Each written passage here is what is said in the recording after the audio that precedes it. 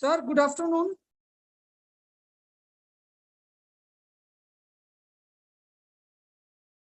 Dilip sir.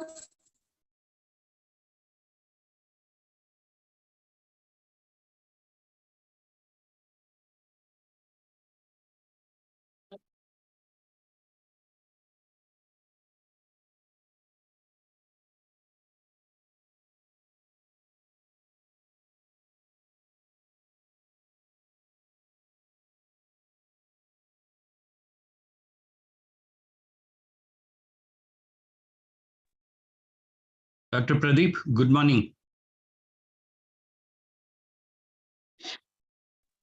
Good morning at Nigeria and good afternoon from India, Gujarat, sir. Glad to see you back. Yes, sir. It's your blessing at all. And with your due regards and permissions, shall we start the session? Why not? We can. Perfect. Thank you, sir. Thank you.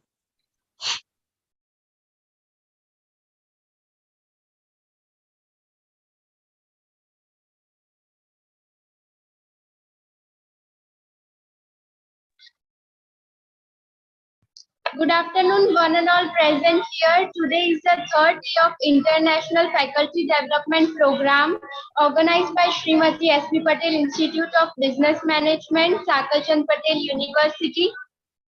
So for the third day, we have our first guest speaker, Dr. and Professor Dilip Kumar Mohan Chandran. So from Hensard University, a unique university which is in Belsa State, Nigeria. Professor and Dr. Dilip Kumar M holds the position of Vice Chancellor and full Professor of Business Management. His research interests include strategic management, consumer behavior, entrepreneurship, SME development, tourist development, human resource management.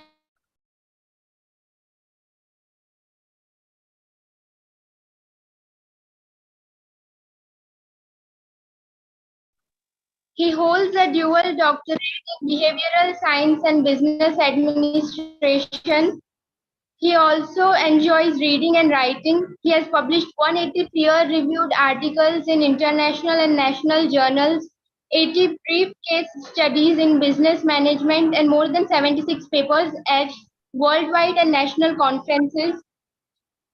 He has 8 patents, 4 patents, publications, 25 copyrights, and 9 books on business management, and 3 monographs to go along with his academic credentials. He serves as an editor and editorial board member for several high-impact international publications. He has trained academics, researchers, and business leaders from more than 25 nations and for more than 21 years. He has worked as a consultant and in research and development at both the national and international levels. He has dedicated his life to academia, research, corporate development, and institution building, making significant contributions to both the corporate and academic sectors. So today, sir will be talking about Education 5.0 and Higher Education Roadmap. Over to you, sir. Thank you. Thanks for inviting me for this FDP program. It's my pleasure to once again back to feel the pulse of Indian faculty members and to share my little thoughts on industry at the same time, Education 5.0. So the current theme, when I was looking upon this, it was closely connected with Industry 4.0. But what I'm going to talk to you is a little bit higher level of learning which is happening across the world, which is more connected with what you would say Industry 5.0. And it started already the movement, and it is because of the changes which is rapidly happening in what you would say in the technology field. I hope you can see the PowerPoint properly. Is it visible? Yes, sir. It's visible, sir. Perfect.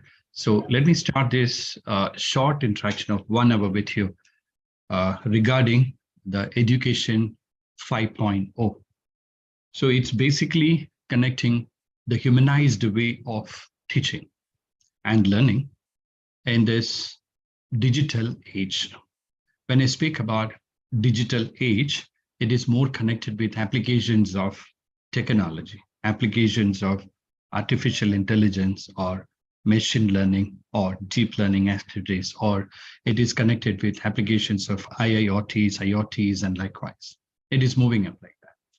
So here, what we are trying to catch up is to understand this term, industry 5.0 or education 5.4 related concepts, and at the same time, it is moving towards the applications of it. All right, so what we need to understand is that the change which is happening across the eras, it is starting from what you would say 800s to 900 to moving towards 20th century to 21st. It is moving towards more and more innovative way of pedagogies, at the same time applications of those in the learning. So the most important aspect we need to understand is that something which is what you would say the change, something which is happening in our society, which is widely rampant, specifically in the world of technology. So people think that technology is a solution for everything, but it's not like that. Many times technology is creating a lot of issues for our young generations teaching and learning. So when you look upon this, the change, the progression of education also, you need to understand how these progressions happened during different eras and likewise. When you look upon education 1.0, which happened long back, and it is creating a lot of impact with the support of a direct teaching and learning approach, which is a teacher-student centric exactly, or else you can truly consider it as authoritarian or teacher-centric approach. The students, usually they are very passive and they sit in the classroom or any kind of atmosphere given by to them, and they organize their learning and teaching, the learning process specifically connected with the teacher's knowledge.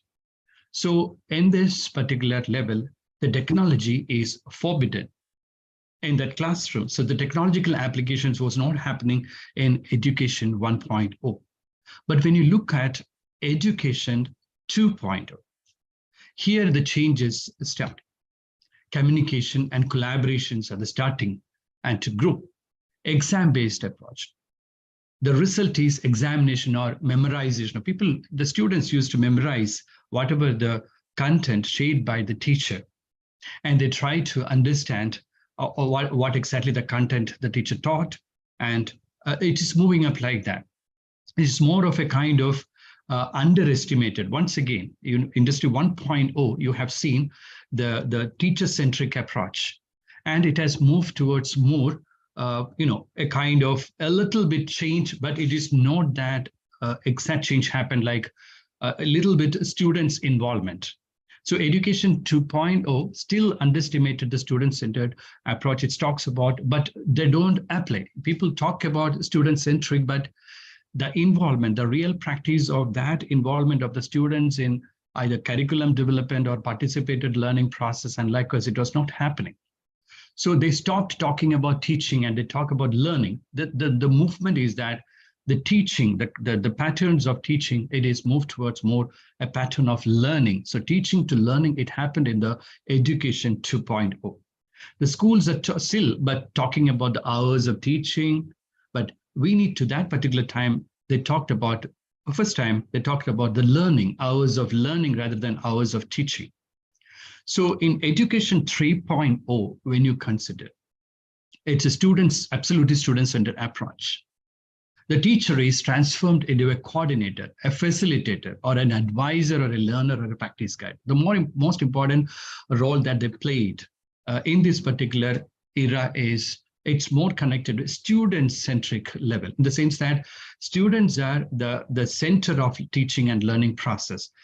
Ultimately, we need to understand the students' requirement and the learning outcome, the program learning outcomes as well as the course learning outcomes should be in correlation with their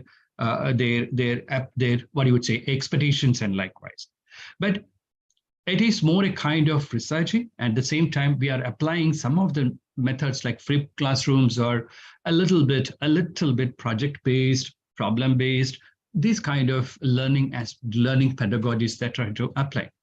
So the more dialogue, the technology is everywhere and the students is left learning and everywhere. So impact of the technology started in 3.0, where Internet of Things, a little bit applications of this started. So the classical style classroom that moved away from the teacher-student centric approach to more of a technology-centered approach. So the lesson plans, we call it as lesson plans. You know that every teacher has to prepare a lesson plan connected with the curriculum, and each curriculum to be divided into subtopics, and the subtopics we need to develop the lesson plans. This is exactly the way we looked at education. But now it has moved towards more learning plans. How we can ensure, the teacher can ensure the learning options exactly, how the learning of the students can be made it more effective. That exactly the teacher has to think about it. So the education 3.0 also visited a little bit impact of technology. But when you consider education 4.0, co-creation and innovation is the center. You have to co-create the content. You have to co-create the kind of curriculum, all kinds of the content they are supposed to learn in tune with the changes in the market, changes in the technology or anything. So you're trying to co-create with the pupil. So flipped classroom, applied interactive practical exercise, which are face-to-face.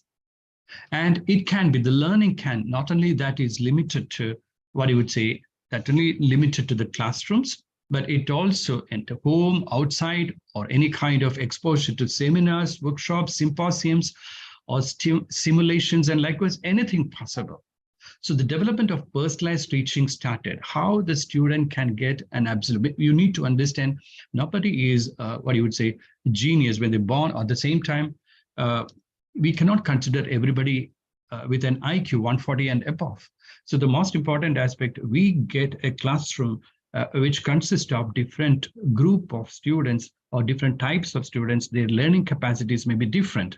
So the most important thing is how we can ensure the personalized teaching aspects. At the same time, some prefer to go back home and would like to learn more about it. Some would like to sit at home, sit at classroom. Some would like to get into the environment, open environment, learn. So you are trying to touch the personalized approaches of the preferences of the students and try to fetch that learning options towards them with the support of technology.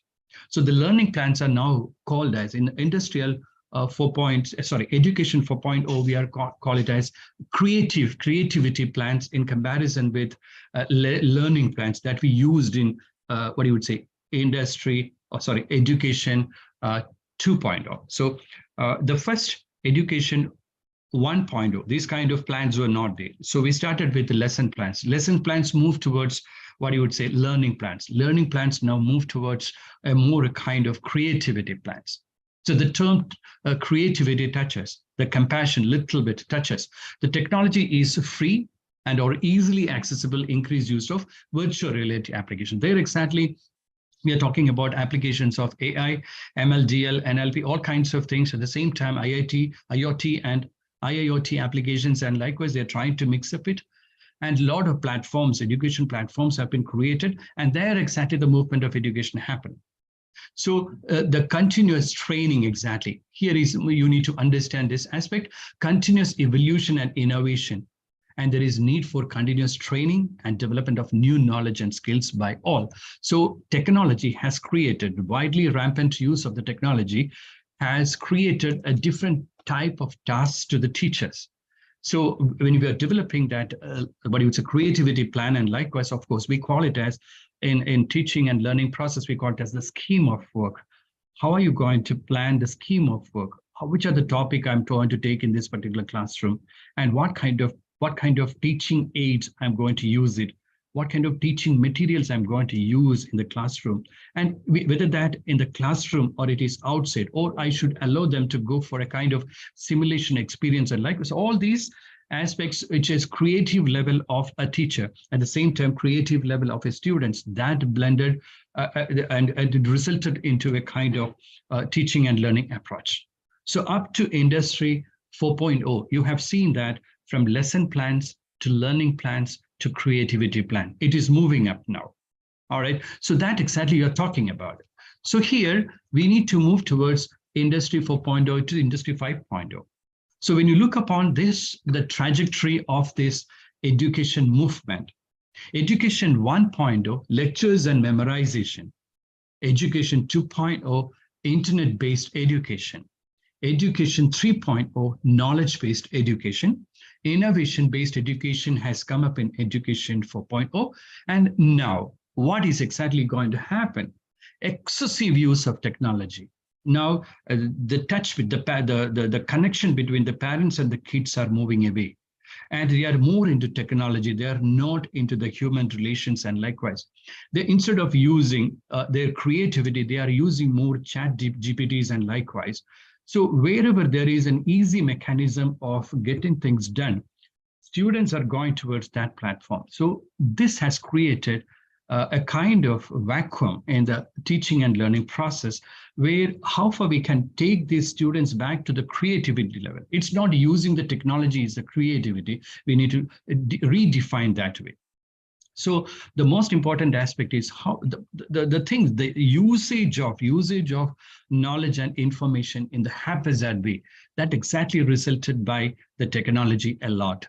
So the most important thing is that how we can humanize the education, how we can create that ethical content among the students, how we can create a compassion, how we can create all kinds of these human elements among the students, all right, creativity element among students. This is exactly the thought process coming in Education 5.0. I'm not telling that it's not happening, like problem solving skills, creativity, decision making skill. We talk a lot of different types of skills, in the teaching and learning process. But the most important thing is, what are the things we are missing?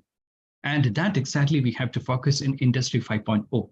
So when we talk about the Education 5.0, or which is closely connected with Industry 5.0, it's the first aspect is, what is this Education 5.0? We need to understand. It's the use of new technologies itself. Of course, it is moving from, that means Education 4.0, applications of the technology, to more. That is exactly, so you need to clearly distinguish. I'm going to do that also.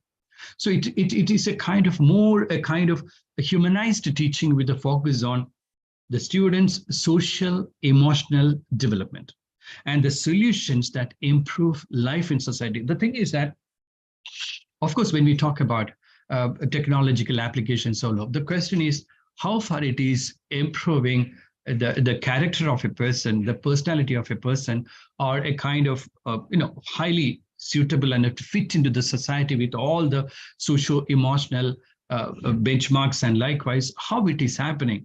Of course, they have the degrees and the certificate with them, but how far they are good enough to get into a lifelong education, a lifelong approach towards or sustenance of that knowledge, perfectly pitching into what you would say their existence, a perfect existence, harmony with the nature, harmony with the society, harmony with a family, harmony with all kinds of social institutions in the world. So these are the things we have to think about Education 5.0. So a chain that links digital and technological knowledge to human, social, and emotional skills to promote well-being. This is exactly the crux of Education 5.0. Of course, we cannot immediately depart from all the digital technologies. That's revolution which is happening, and its uses. Amazingly, the technology is contributing to education also. But the most important aspect is that how far this technological revolution is contributing to the human and emotional skills development. There exactly we are having the doubt. So the boom in our day-to-day digital transformations and new technology. So applications of all these, the typical connotations you are hearing, like AI, DLML, all these things. So at the same time, applications of online educations and likewise, how we can make it more social, humanizing, at the same time, how we can create a kind of thought process among the students in its application, a right application exactly of this technology. So what's the difference between this education 4.0 and 5.0 is that in 4.0, the role of technological education to promote speed, accuracy, knowledge, and instruction. These are the three areas, what you would say, education 4.0, they make use of technology and they applied it. But this also applied different applications like AI, ML, gamifications, all these things, they used it. But the education 4.0, little bit moving away from the humanizing content of it. They look at more a kind of applications of technology alone. And whether it is in companies or it is in unit, they are trying to pitch the students what is required for the market. So market-driven education has its problems also. When you try to look at the market-driven education, what technology is moving? Okay, that bring to the campus and make them to learn. All right, you use it, but the most important thing that we are missing is the how far when you move towards that market-oriented kind of things and likewise, of course, employability is the target. So it is possible. It is possible. I'm not telling it's not possible, but the most important, what you're missing in that content, when you get into a company, they don't know how to behave towards a supervisor. They don't know how they don't know how to make use of the ethical part of their life. They don't know, they're not compassionate, they're not creative. So they are excessive use of this, what you would say, technology. This is exactly happening. Excessive use of this technology with which they are moving away from the humanizing aspects exactly. So this we need to really understand its impact. All right. So when you look upon this education 5.0, the outgrowth of this idea, it doesn't discard the proposal of education 5.0, but it adds a more human perspective to learning, including social, emotional abilities, that is their socio-emotional balance with the support of their intellect. So if you focus fully into the rational component, the thing is that the balance is shifting. So more towards a kind of balanced human being, that is exactly the purpose of it. So in order to promote lesser environmental impact with a greater health and safety, that is exactly the purpose of this 5.0 touch. Means that they would be able to, after the education, without having any kind of emotional panicking and like, so I'm not getting employment, I'm not, this kind of all kinds of balances we need to manage. This kind of thought process can create a lot of tension among. So how we can fetch that students perfectly with a perfect emotional balance? This is exactly they're talking about. So education 5.0, that which include putting human qualities in the center of education. So you need to understand that teacher was there, student was there, some point of time technology was there. So it is moving, the education pattern is moving. So the most important aspect now is how to humanize the qualities in the center of education. So it is connected with innovativeness, creativity, critical thinking, analytical skills, design thinking, compassion, and that means the attitude towards the nature, ecosystem, all these things are part and parcel of this humanizing element. So considering the market or the company needs or the employability and the societal and learning. So you need to, if you fully focus into the market-oriented curriculum and you're losing the societal and the learners' needs, it's not going to have a lifelong impact. So the most important aspect in education 5.0, we focus on balancing that societal and learners' expectation in accordance with market-oriented expectation also. So offering the big picture of education, the education offer fits into the overall learning trajectory about the labor market and at the same time, development in the world. So we need to, we need to look at these kind of aspects in order to pitch the new wave of education 5.0. So in this particular 5.0, specifically, they focus on the change agents, learners as the change agents. All right, they are exactly the people going to move the next generation. And instead of haphazard a way of using the technology or the knowledge, they are trying to make the world in a better place. So actively engaging them into curriculum development. The most important aspect we need to understand, when the technology-driven spaces and likewise in Education 5.0, we were not focused into more a kind of students based on the students' expectations and likewise. But at the time of Education 5.0, clearly mentioning that at the stage of curriculum development, we need to incorporate the students also, and not only in the planning stage, but also in the implementation stage. So we need to get a continuous monitoring how the students' expectations are totally caught up and how they are accepting the way of teaching and learning. Now what is happening, we just go to the classroom and we open up a PDF or open up a presentation and just complete 1 hour of learning and they're coming back. And we think that we did a wonderful job. The most important thing, a classroom consists of different types of students who have different learning capacities. How did you ensure that each student got that particular content appropriately and can apply that in their day-to-day life situation? This is not happening.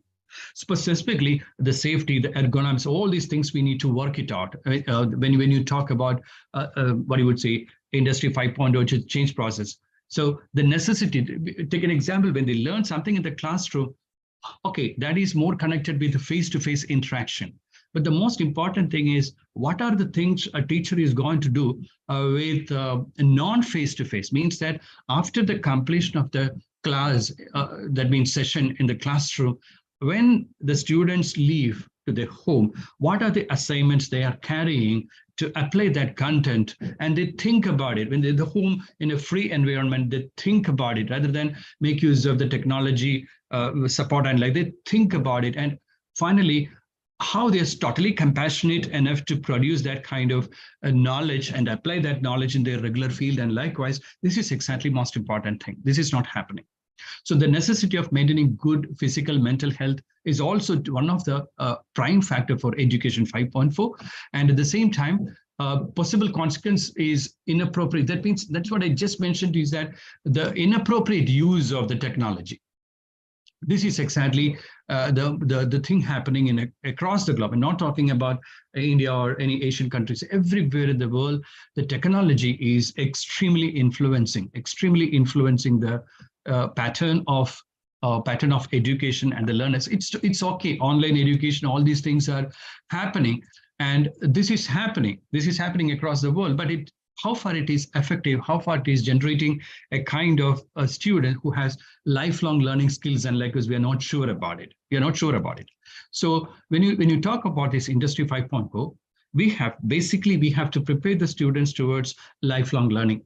And anything that learned in the classroom or in a simulation or in any kind of workshop system, that they should apply for their survival in the coming days. And it should sustain them with happiness, with a kind of balanced emotions, and likewise, it's not happening.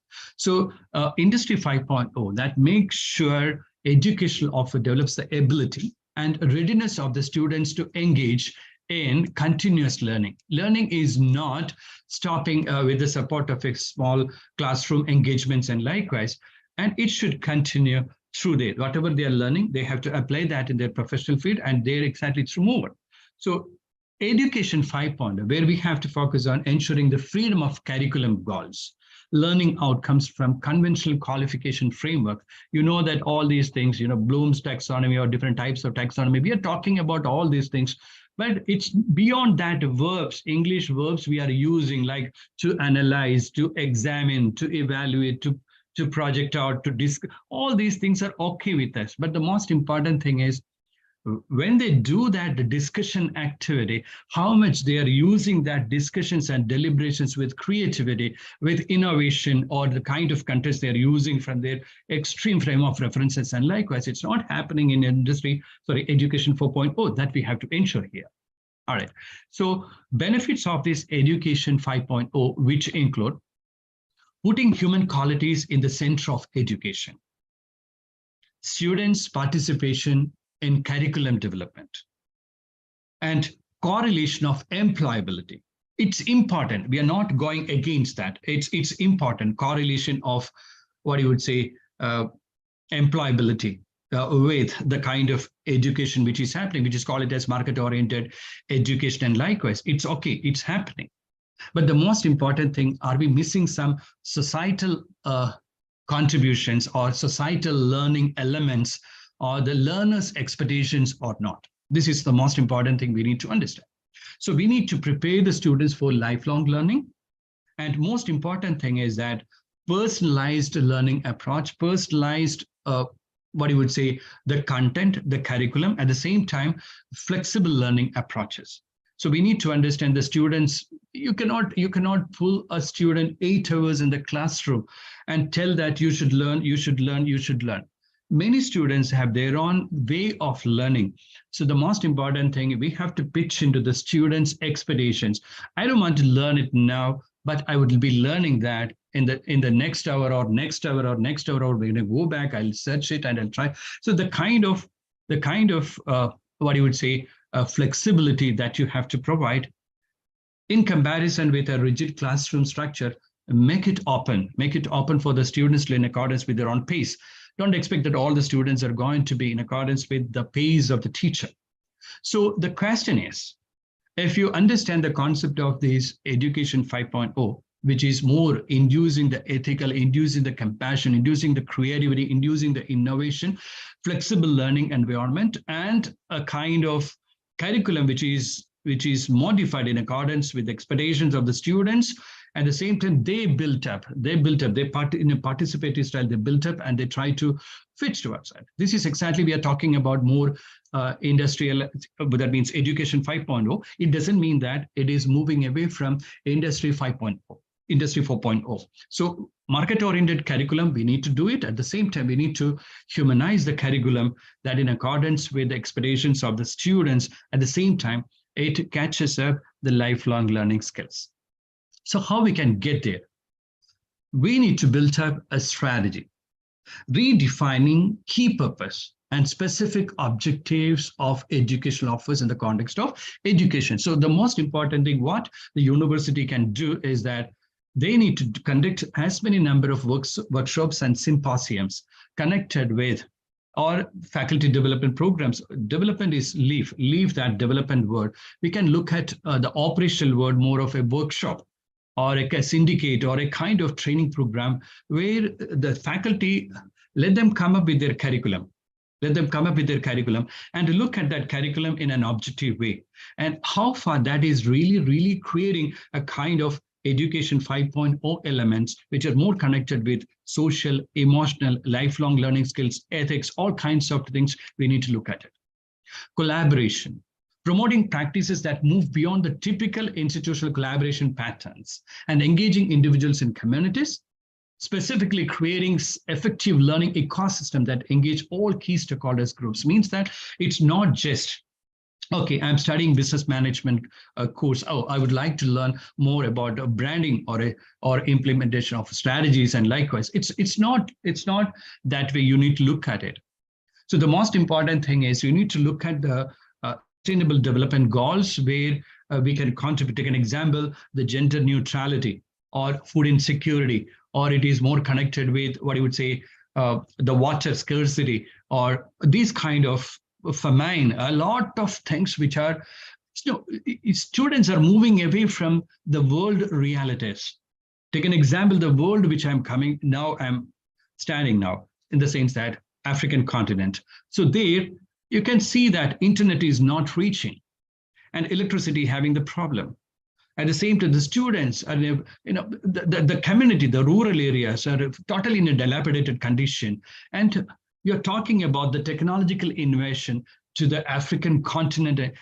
I don't know what is the meaning of that one, technological revolution. I don't know the meaning of it. Why? Because I'm seeing a section of society who doesn't have all these things. But they're learning, they're using their brain a lot, and they're more creative and they're more innovative also. People think that always technology needed to become creative, to become intelligent, and like it's not required. They have more than technology. Our human brains are much more far ahead. But the most important thing, we are not practicing or we are not incorporating that kind of brain element. Means that making use of excessive problem solving skill, creativity, innovation, all kinds of elements we are not using into the pedagogies.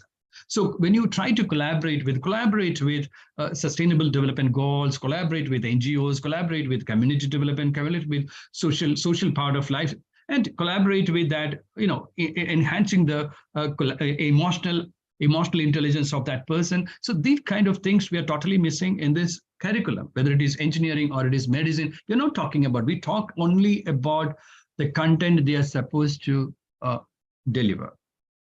So the content now, when you look upon that, identifying, developing, introducing the content that corresponds to the strategy element, including a good balance of technical and non-technical disciplines. Every curriculum, every course that you are building up, look at in a positive, during the workshop, you look at in a way, okay, have I completed in the first module, second module, third module, fourth module, fifth module? When you complete it, is it completely streamlined to that discipline, or it is balancing the social, emotional, intelligent needs, and likewise that we need to look at it. So all the curriculum which is available, that need to redesign with a design thinking approach. We need to redesign in such a way that every curriculum should have some humanizing element.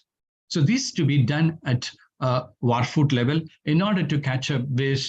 Otherwise, the problem is that technology penetration, you cannot even resist at all, and we will be detaching from the human values a lot. All right, so how we can get it? Next option is learning environment. Creating a learning environment that best serves the specific objectives of strategy, in the sense that stimulating multidisciplinary orientation, design thinking, team spirit, collective problem solving, risk-taking behavior, means that a kind of entrepreneurial, experimental approaches through objective evaluation with the facts and figures coming out of the field. So when you look upon a learning environment, that environment should facilitate these kind of aspects. I still remember when I was a long back, 2015, 16, when I was in Indonesia, that particular time, I visited a university which is called as Ciputra University. You go to that university, whether you study physics, chemistry, biology, medicine, or anything, entrepreneurial and human values, it's a core content they have to study. They have to study, and they have to, it's passing human values and these entrepreneurial things. All these are very tough subjects in comparison with physics, chemistry, biology, and likewise. It's just you have to mug up and make use of that learning into the answer sheets. But the thing here it is that more connected to inducing how you apply that human values in society, entrepreneurial things. This is exactly they are doing. So it's compulsory core courses are these human values, entrepreneurship, and likewise in comparison with the real content. So we need to look at the students' ability for risk-taking, basic tolerance, conflict tolerance, confrontation, all right, orientation to the community, orientation to the sustainable goals, and likewise all these things we need to really look into that. So delivery mechanisms, when you look upon that, identifying which tools. So I told you here in this, you can see there should be content, there should be learning environment, and there should be delivery mechanism. So identify which tools are the best. We are going for, every time when we are going for a kind, what you would say, teaching. We have moved away from that teaching to collaborated, to co-creating a kind of atmosphere or a kind of content. So the most important thing is co-creative level of delivery mechanism. So you should move away from typical. Take an example in business management courses, and likewise we used to apply the case studies of Harvard or MIT's, and likewise we used to do that. Take an example, 1 week before we send that case studies to the students and try to prepare and come back. There is no teaching at all, only deliberations, only critical thinking, and assessing the analytical ability of each student, individual-wise, group-wise. At the same time, what are the different types of alternative solutions they are coming up? These are exactly the patterns with which it's moving.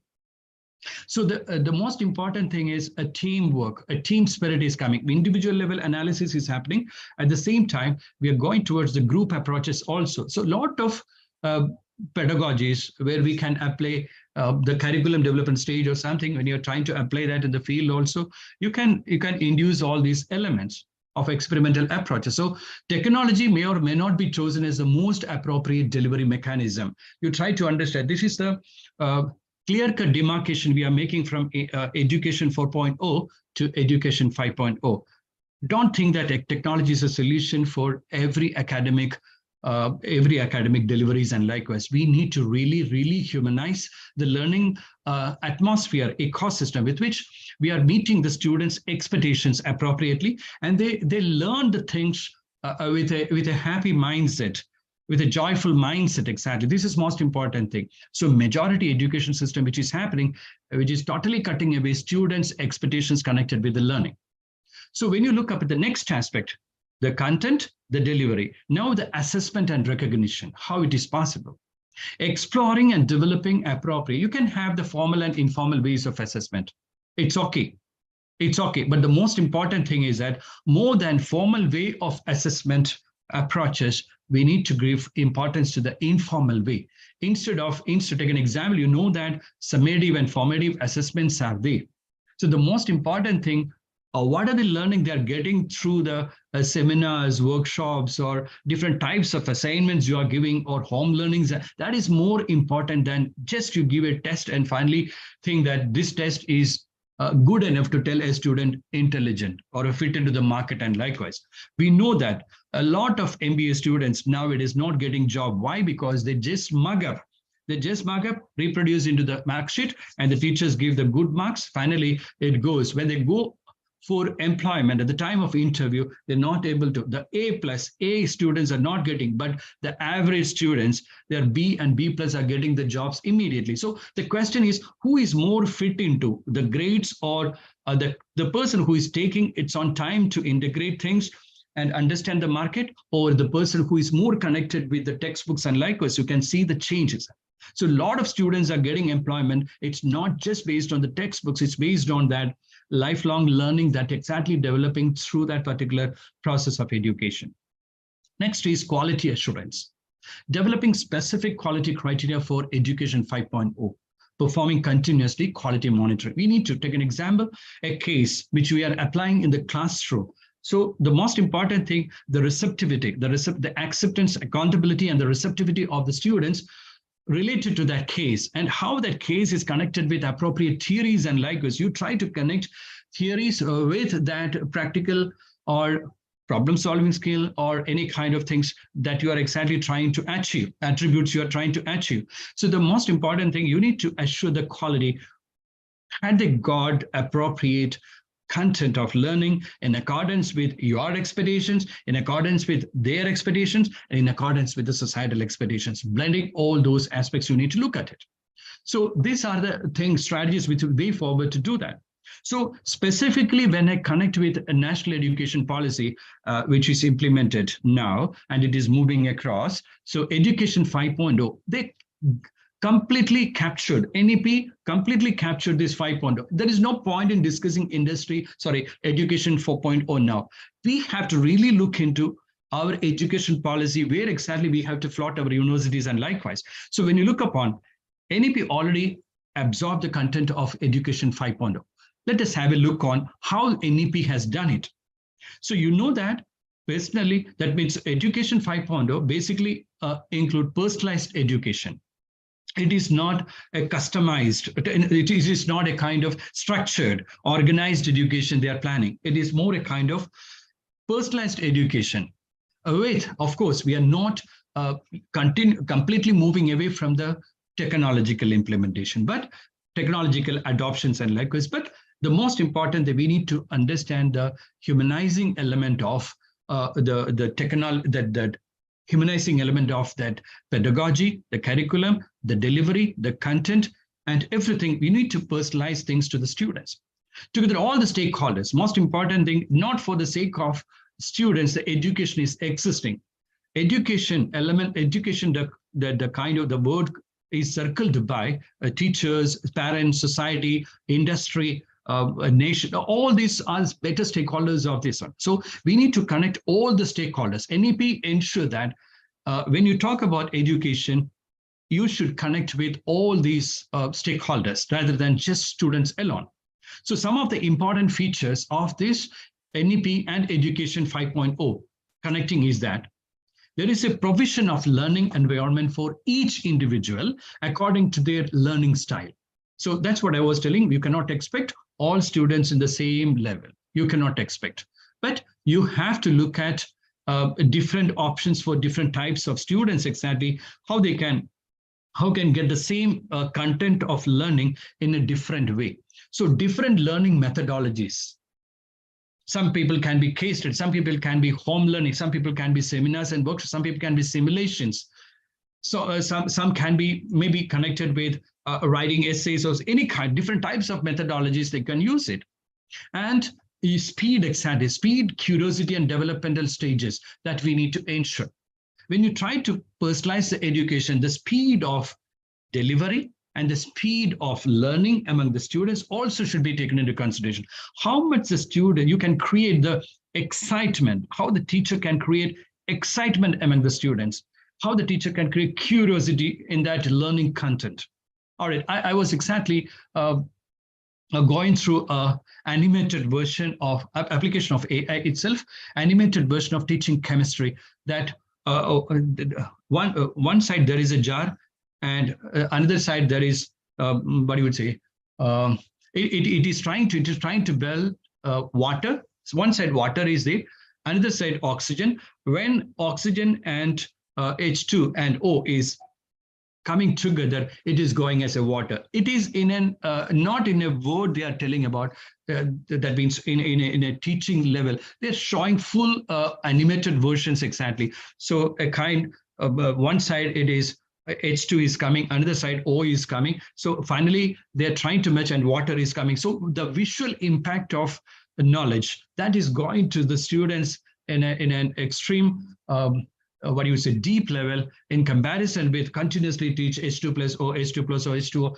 That means this kind of learning, it's all happening teacher-centered level. Now we have to make use of that contents and make them understand this is the way it is happening and excited enough to learn that content. So that is happening in the industry 5.0, sorry, education 5.0. At the same time, it has integrated into NEP. Students' participation in curriculum is clearly envisaged by NEP now. Involve students in the development and creation of curriculum. So every year, universities should have to look into the participation of students. They should facilitate workshops with teachers, with students, and with experts. These three combinations with which we need to develop the curriculum. So we can understand, is it exciting to the student or not? Can they will they create a kind of a curiosity in the content they have created or not? We can cross-check it. Through the inputs from the students, it can be easily understand what is more important, interesting, and consistent for the students. Only in this way, students can learn actively and effectively and prepare the future. So this is one of the things envisaged by the NEP and is totally integrated with Education 5.0. Another is continuous improvement. Different types of assessments possible. I told you a kind of summative, formative, all the most individual assessments are there. Group assessments are there. At the same time, we need to get into a continuous assessment. Every week, every fortnight, every month, even every day, if you can assess the students in their progress, that is most important. So learning improvement can take place anywhere, anytime, by anyone, any source of learning. The most important thing is how you assess it. How you assess it. So learning becomes more effective at one's own pace. The most important thing, you try to bombard the students with a lot of knowledge they're not going to learn. So in accordance with the pace of the students means that a personalized level, that you need to develop a kind of curiosity.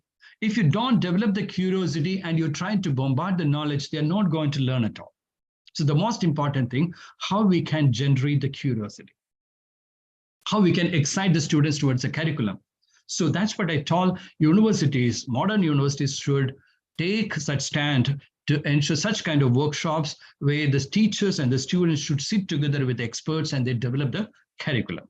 Because of it, people can have continuous development in line with their own abilities and interests. They can, if you come with that kind of scheme of work and what you would say, test specifications, as well as the curriculum. Of course, the learning can be imbibed.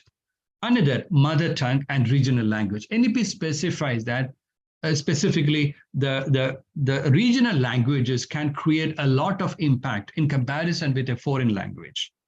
So education in mother tongue or regional language, wherever possible, up to least 5th grade, but preferably 8th grade, and beyond, both public and private schools, we need to ensure that. So the textbooks should be in the home languages and mother tongues. This is specified by NEP. There is a meaning in it. Many times when you try to understand a language, which we don't have that kind of a strength in it, the language, we don't have the soundness with that language. So we try to understand it, we don't get it exactly. So something which we can understand through our mother languages. And then later side, you can try for that foreign language, but that be more appropriate. So the 3 languages learned by children will be the choice of the states, regions of the students. And so at least 2 of the 3 languages are native to India, and 1 can be the foreign language if that is happening. This is exactly specified by NEP.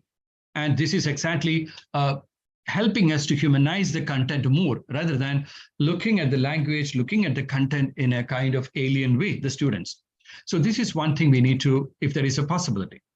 360-degree multi-dimensional detail analysis.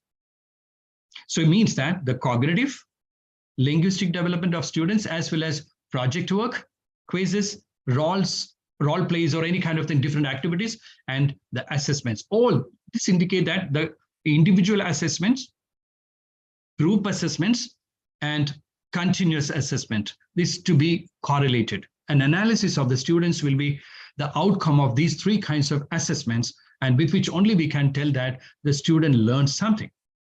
Teaching to learning. The most important, we have to shift our focus from, the faculty members have to shift our focus from what you would say, teaching, simple teaching, to the learning, exactly, the learning aspects. So they should be motivated enough to learning process, ensure that the students are excited, students are curious to understand and move towards this lifelong learning opportunities. But teaching is not ensuring that one. So we need to move from that. Another is monolithic exams to on-demand demonstrations. Most important thing is, this is exactly, I told you, MBA students specifically, or even engineering students, many engineering students, they're not able to get employment. Why? Because they learned, they taught by the faculty a lot. They're taught by the faculty a lot. But the thing is that they don't know how to apply demonstrations. So we should move away from a typical pattern of examination, of this, what you would say, final examination pattern, or the summary level, to a kind of examinations, continuous assessments, or ensuring the development or learning process. That is exactly the way towards 5.0, that ensure a balance of knowledge, a balance of application, and balance of their emotions to apply that. So all these things we need to ensure. So we need to move away from these monolithic examination patterns and move towards. Then project-based, more focus should be given to the project-based approaches. Industry Education 5.0 supports help the students to learn in a fun and interesting way. When you move in a project, a lot of people are engaged in that. Different students with a different caliber, different brain, different cognitive level, different aptitude, different skill set, everything. They're mixing with a team of people. So they imbibe the kind of differentiated skills from different people. At the same time, they think their own, recognize problems and needs with their own angle and others' angle. Time management, all these people have to pull their idea and fix that content in that particular. So they have to use that intellect also. At the same time, they need to understand the emotional level, intellectual level of others also. So this is kind of organization of the emotions, skills, learning, everything. So a collaborative learning, which is ensured in the project-based learning environment, that is exactly needed, or the kind of exposure needed for the students. So collaborative skills, which is more what you would say, accountable, at the same time, what you would say, expected by the industry.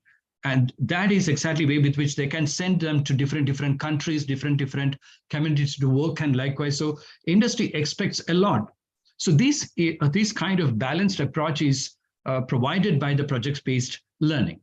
Another thing is that easy and accurate assessment, a more practical way of assessment, comes into place with Education 5.0. How? Online and offline assessments. Technology impact with which you can definitely go for online assessment. Take an example. I used to tell the English language proficiency, when you have to understand a student is so good.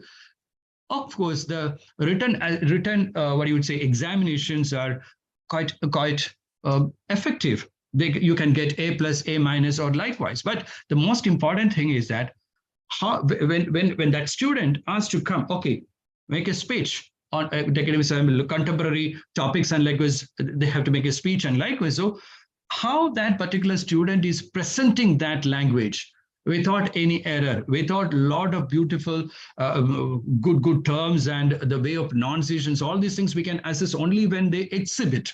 So demonstration also important aspect. So online is one aspect, of course, let it go with that, but offline assessments with demonstrations also needed to make the assessment or to ensure that the students' learning happen appropriately. Data analytics. We are living with the world of data, statistics, or different kinds of algorithms analysis that should be the learning model.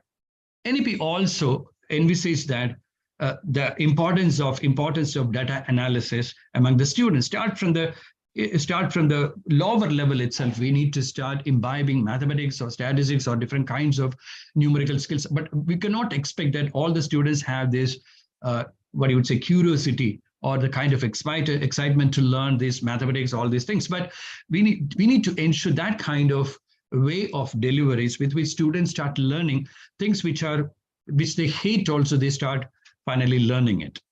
So alignment of curriculum with the sustainability is the most important aspect. We need to raise collective peace, well-being, prosperity, partnerships. These are the things we need to look at it. All right. So okay.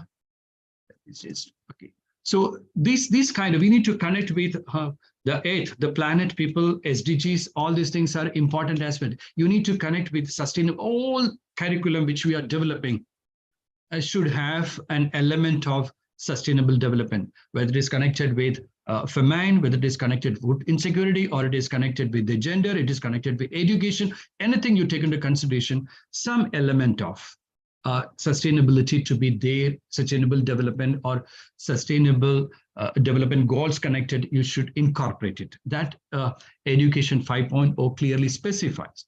So everywhere the content, the curriculum content, when you are preparing, you try to ensure that way.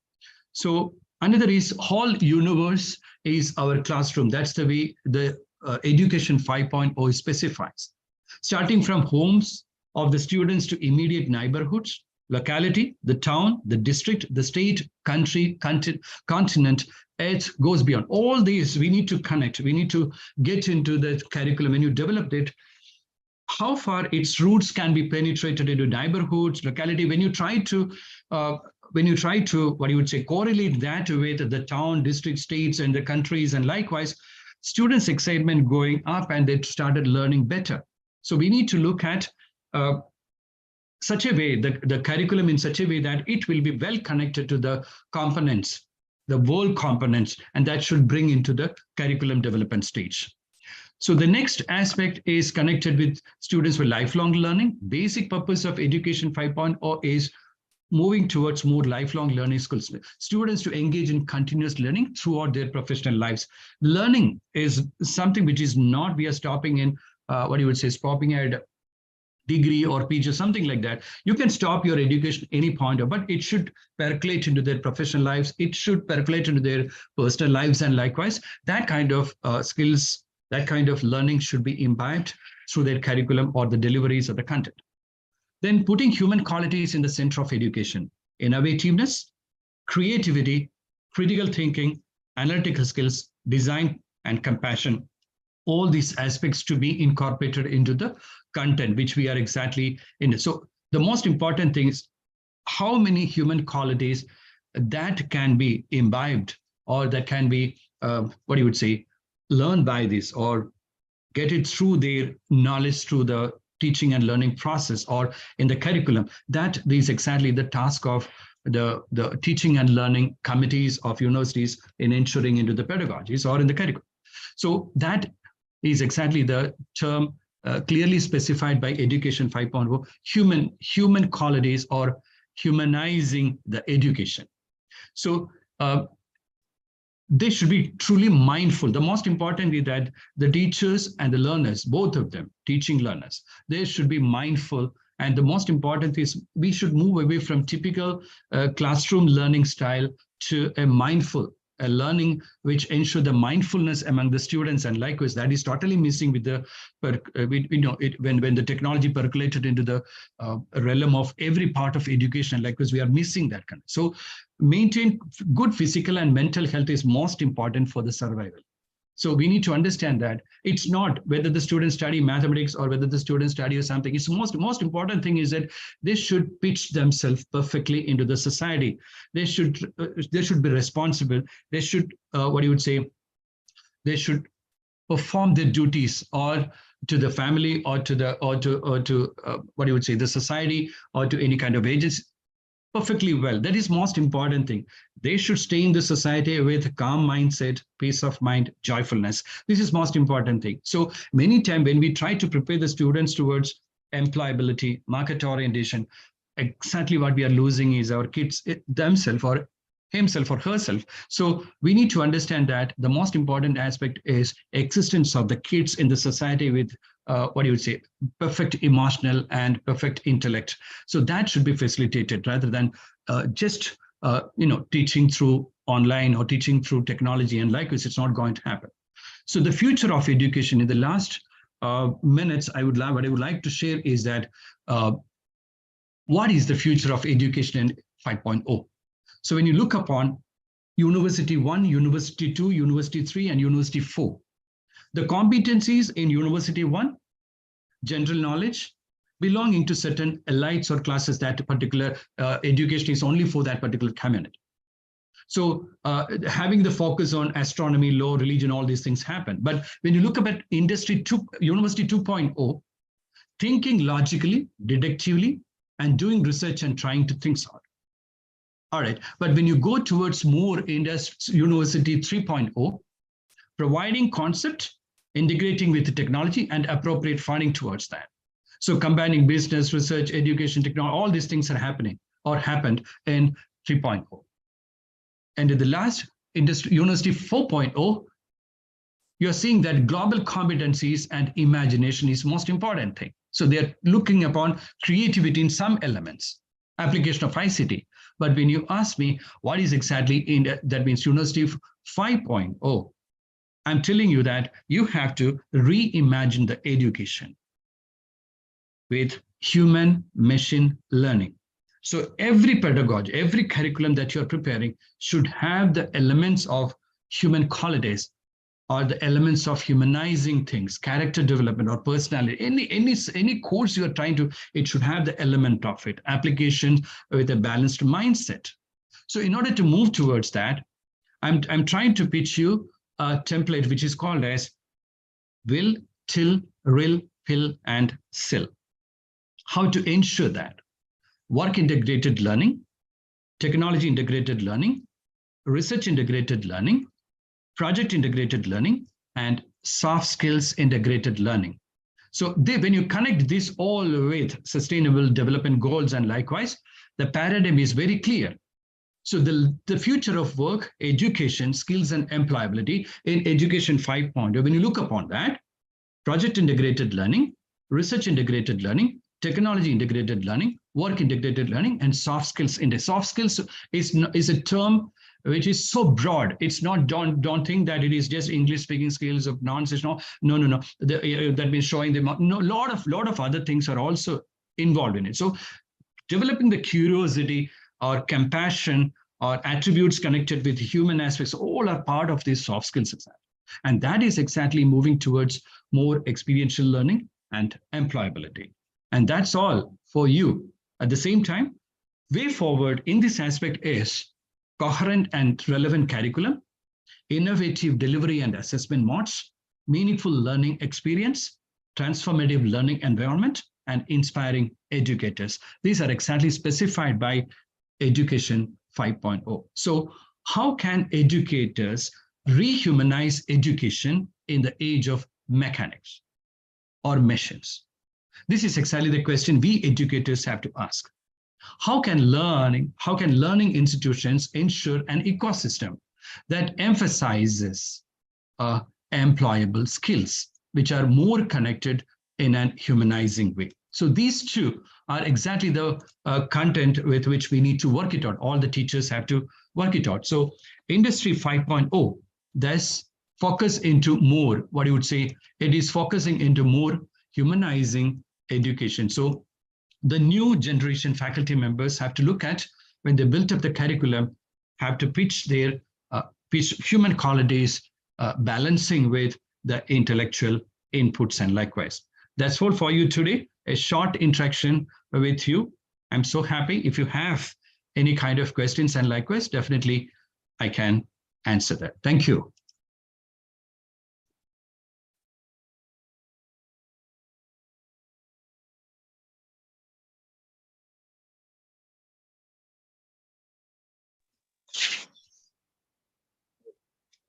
Thank you so much, sir, for a thoughtful session and covering the topics on education 1.0 to 5.0 and focusing on usage of new technology, digital transformation, artificial intelligence, how to create balance between social, emotional, and professional environment.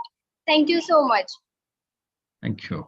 So for today, we have the second guest speaker, Associate Professor and Dr. Siriak Nelikunal Devasya, who is currently working as Dean Faculty of Business, Mahasa University, Malaysia.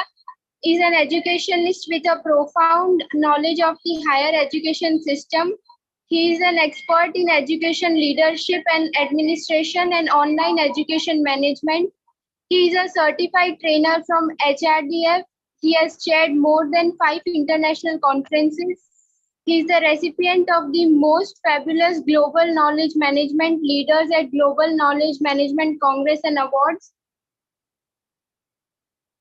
World HRD Congress 2020 from Mumbai, India, and has also received the Blackboard Award for Student Success 2019, INTI Education Group, Malaysia. His research interest includes marketing, sustainable development and innovation, UN SDG, CSR, quality frameworks, consumer behavior, and digital transformation strategies. He has delivered keynote addresses on building employability skills within global territory institutions, 4th International Conference on Learning, Education, and Pedagogy, and another keynote on emerging trends in teaching and learning during 8th International Conference on Teaching, Education, and Learning, Kuala Lumpur. And today he will be talking about leadership approaches in industry and academia 4.0. Over to you, sir.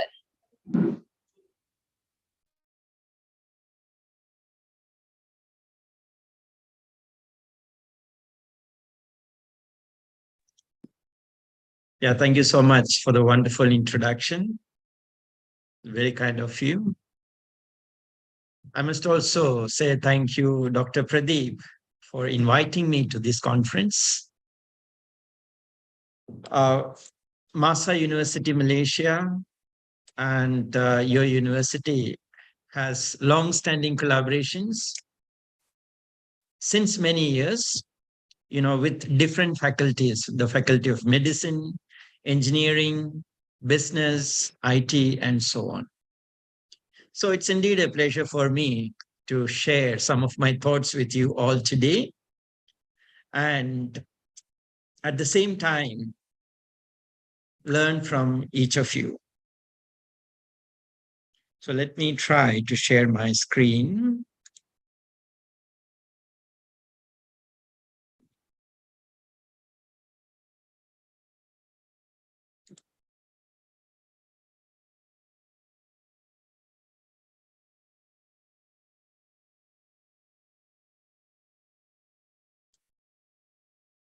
Right. May I know if you can see my screen?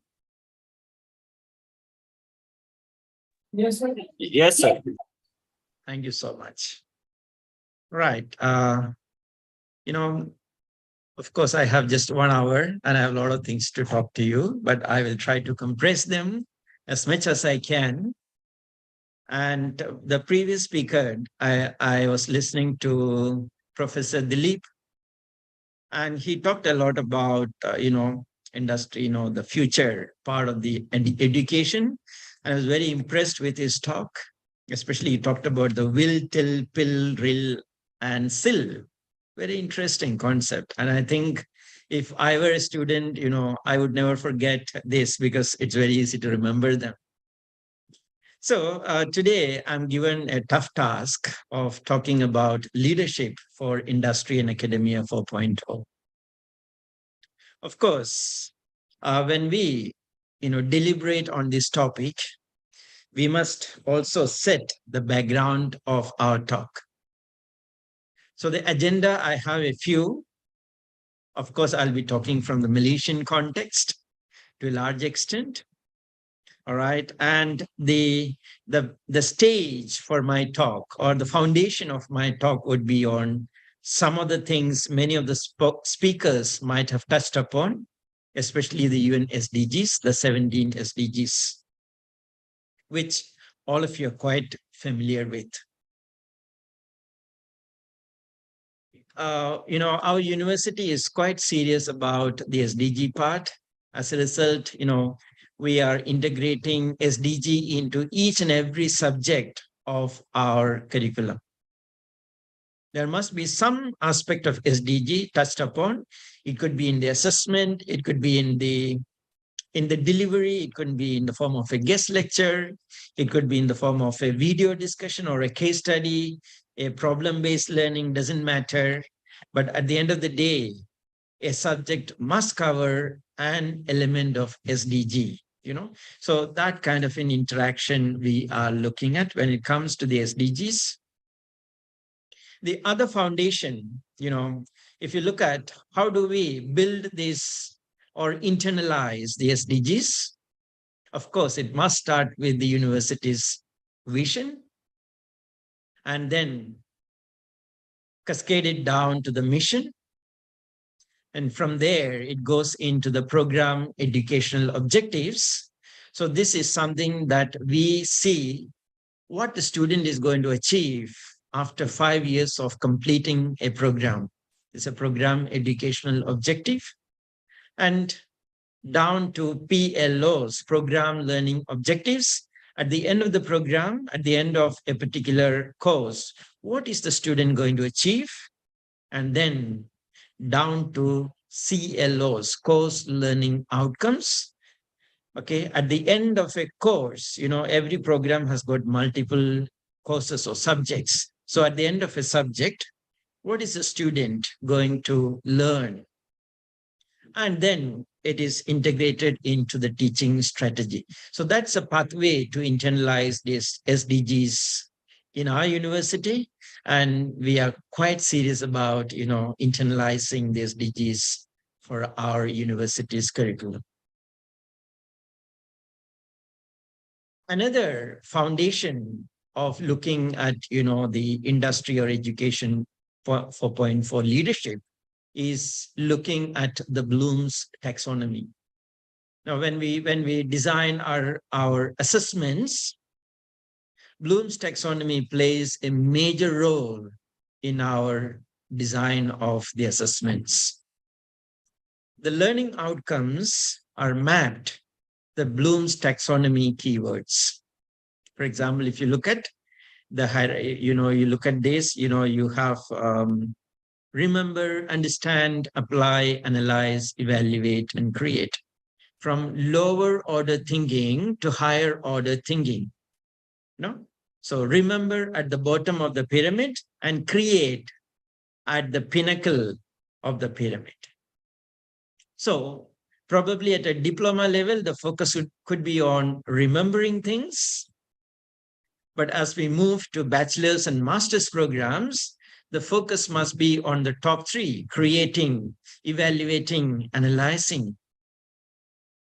So our assessments, be it an assignment or a final exam, or it could be a project, they're all created based on using these keywords of Bloom's taxonomy. So that tells me, for example, if we are asking a student to create something that talks about originality, where the student really needs to put his heart and soul into it, not duplicating it or extracting it from ChatGPT and so on, or from Bard. That's quite easy nowadays. But of course, then you may ask me, what if a student copy from ChatGPT or Bard? How do we know it? Of course, we can know it. We know each student. But we also encourage students to use ChatGPT for the learning. We don't stop them. We say, all right, this is the topic. Okay, for example, literature review. You go down to ChatGPT, extract the literature review from ChatGPT. No problem with that. But that is not the end of the assignment. That's a starting point. Now you do a critique of this particular literature review in your own words. So that's where they are analyzing, evaluating, and creating things on their own. So the focus, is to understand what's the level of your student and what must be the Bloom's taxonomy that must be used at each level of the study. This is something very, very important. Another foundation on which, the industry and education 4.0 is the 10 shifts in the Malaysian education blueprint. This blueprint was introduced in 2015 in Malaysia, and in another 2 years of time, that's going to end. So there are 10 shifts that we, as private or public universities in Malaysia, focus on. For example, we are looking at balanced graduates. We're looking at talent excellence. Then nation of lifelong learners. So lifelong learning has become the center stage of the learning process. That's why today, in order to appreciate the lifelong learning, we talk about different, accreditation of prior experiential learning. Now, what is accreditation of prior experiential learning? Your learning can be formal, informal, or non-formal. The formal learning is something that you gain from a university, a degree, a master's degree or a bachelor's degree, right? Whereas the informal learning is the certificates that you might get through Udemy, Khan Academy, edX, and so on. It's informal learning. But at the end of the day, you're able to you're getting a certificate, you might be able to get a digital badge, you are able to convert that digital badge into a credit transfer. Fair enough. The third is the non-formal learning. That's where you learn from your workplace. For example, when you're working hands-on, your boss come and teach you something. That is a non-formal learning. So learning is not just limited to the formal learning concept alone. It's informal and non-formal as well. So when I was talking about the APEL, accreditation of prior experiential learning, the Malaysian government came out with this concept, says there are a lot of working adults who do not have formal degrees, formal qualifications, but they have enough number of years of experience in the industry, and they're experts in their field. So that's where Malaysian government came out with an APEL. APEL again stands for Accreditation of Prior Experiential Learning. APEL A. Let's say you do not have a bachelor's, you want to do a master's from a diploma. Yes, you can do it based on prior experiential learning. Or you want to get a credit transfer based on your work experience. For example, you have been working as a marketing manager for the last 10 years. So should you be learning marketing management as a subject? I would say no, absolutely no. because you're practicing it. So can I credit transfer my experience as a marketing manager into marketing subject? Yes, you can. So that is Apple C, credit transfer. Now they have come out with another Apple. It is called Apple Q, Q for qualification. That's where you're able to transfer your entire experience into a program. For example, you're having a 20 years experience as a business leader in different capacities. So should you go and invest your time 2 years in studying an MBA program? The Malaysian Qualification Agency, MQA, says no need. You already have your experience. Why do you want to waste your time in the classroom? You convert that industry experience into a program credit transfer. Of course, it has got few stages and processes. Like we need to prepare a portfolio that, the student must prepare a portfolio. There's a challenge test. Then they must go through a field validation visit.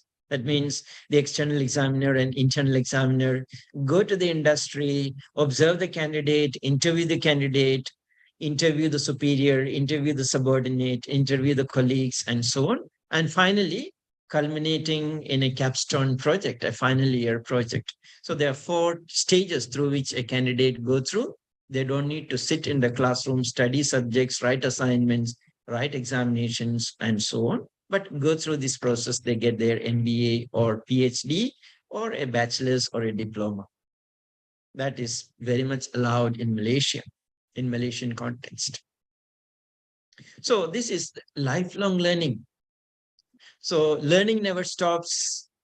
And especially, I have taught MBA to people who are 80 years old.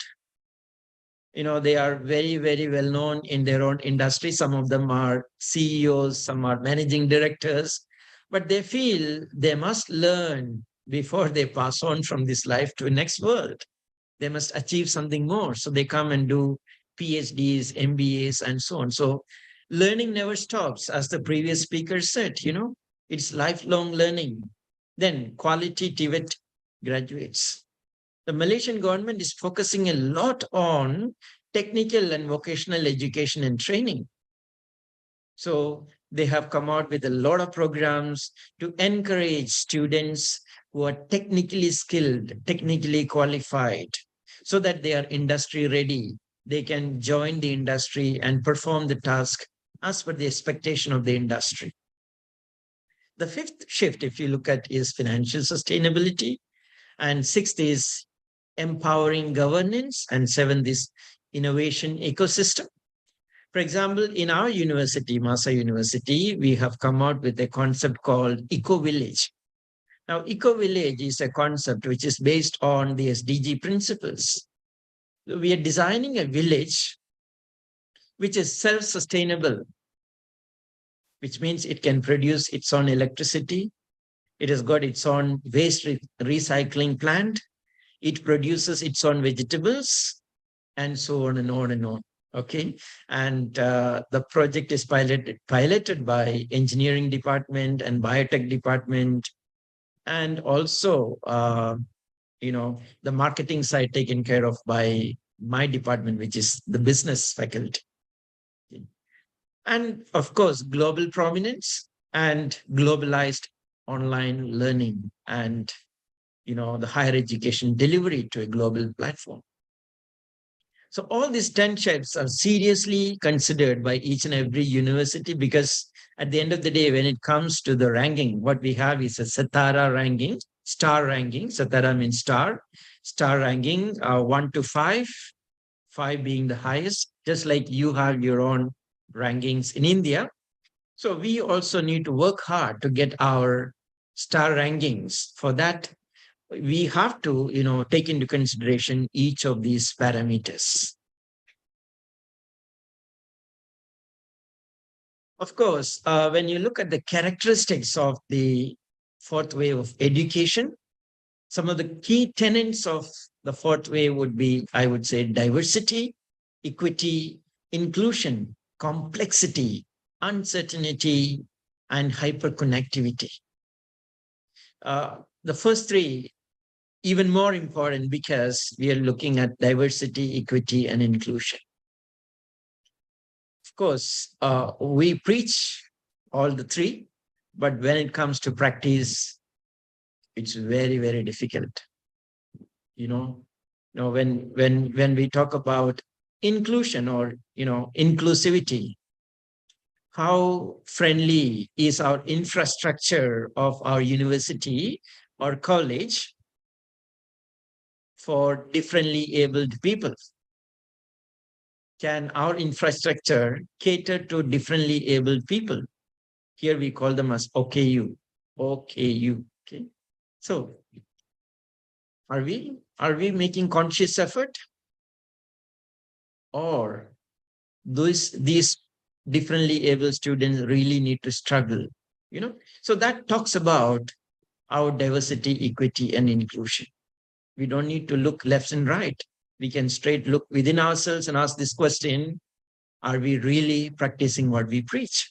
So these characteristics, especially look at hyperconnectivity. So today's webinar or today's faculty development program is a very good example of this hyperconnectivity, you're right? So we have speakers from different countries joining today, and at the same time, we are sharing the same platform. So it's quite interesting, I would say. So what in the heart of Education 4.0? For me, of course, everyone has their own opinion. For me, number one is lifelong learning. Lifelong learning, because the moment we compartmentalize learning and we say, hey, you are overaged, you can't learn. You're underaged, you can't learn. That's where the problem begins. So as we talked about, the accreditation of prior experiential learning just before, lifelong learning must be seriously implemented, by all governments. But of course, we have our own checks and balances. Every quality bodies, be it, in India, your own quality bodies, right? Be it UGC or any other body, they all have their own, compartmentalization when it comes to lifelong learning concept. Digital learning, how much, we fight about digital learning. When we talk about digital learning, we leave it to MOOCs, or we say we have online programs. But digital learning is not just restricted or limited to MOOCs and online learning. How about hybridity, hybrid learning? So that's where the Malaysian government again has come out with the concept of saying, for example, if it's a 3 years degree, the government has given us the flexibility to run the first year and third year in the university. The second year can be 60 to 70% online. That means the student is not required to come to the campus in the second year, probably. He can work and learn at the same time. And first year and third year, they can also do online, hybrid learning. So that concept of digital learning must be really examined by all universities, I would say. You don't have to have that strict face-to-face learning, strict online learning. Why not we go hybrid? Why not we give learners the flexibility? At the end of the day, it is a learner's domain. It's a learner's market. The students learn what they want to learn, not the universities anymore. I'll talk about that a bit later. Then we also talk about creative learning, as opposed to didactic learning, where the teacher decide what to teach, what student must learn. Can the students not decide what they want to learn? So here we are customizing the learning for students' benefit. For example, if I'm scared of mathematics and science, should I learn maths and science? Can I not focus on the subjects which really interest me? Can I not carve out a path for myself when it comes to my learning path and get a degree out of that? Will it not be valuable in the industry? Will not UGC or any other quality body recognize that? Now, these are some of the questions we must ask when we talk about educational leadership. And of course, when we're looking at inter-transdisciplinary learning, many of the Western universities are very good in this inter or transdisciplinary learning. But when it comes to Asia, we are quite restrictive in our mode. What if a medical student wants to take an elective as music?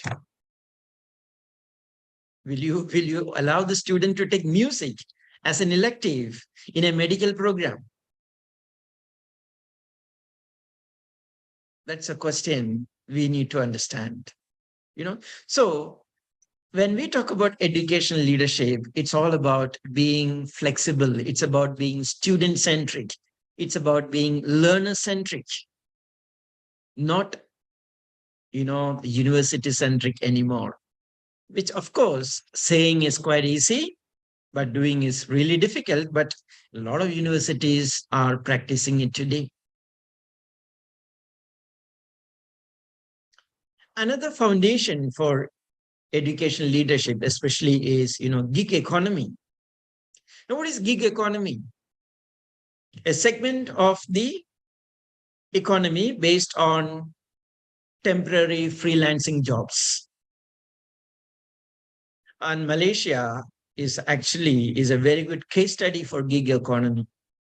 In the last 3 years, especially since 2020, with the onslaught of COVID-19, our diploma program suffered a lot. Of course, in our universities, we are allowed to run diploma as well. Diplomas, bachelor's, master's, and doctoral programs. So the students stopped coming for diploma program. They started working. And what did they work as? They work as mostly delivery boys and girls. They were the food panda or whatever, They were delivering happily, and they were making around 3,000 ringgit, which is equivalent to 50,000 rupees in India every month. And they're very happy after their 10th class, they're able to earn 50,000 without, having a boss on your neck breathing fire. That's a good deal. And they told us, even if I learn diploma, I must invest around 30,000 ringgit. 30,000 ringgit is quite a big sum of money. So I finish my diploma. When I come back to the market, still I get that 2,000 to 3,000 ringgit job. So am I not smart? In the short run, yes, they are smart. But what happens when these gig economy jobs disappear? I'm sure sooner or later something else is going to come up. This will replace the gig economy jobs. So what will happen to those students? Will they be able to get a promotion? Definitely no. This is how we normally counsel our students. Yes, temporarily, immediate gain, yes, you get it. But in the long run, when you are looking for a promotion, it's going to be a tough job. So you must have that learning. Learning can be part-time, full-time, online, doesn't matter, but you must learn. That is the advice we give to our students.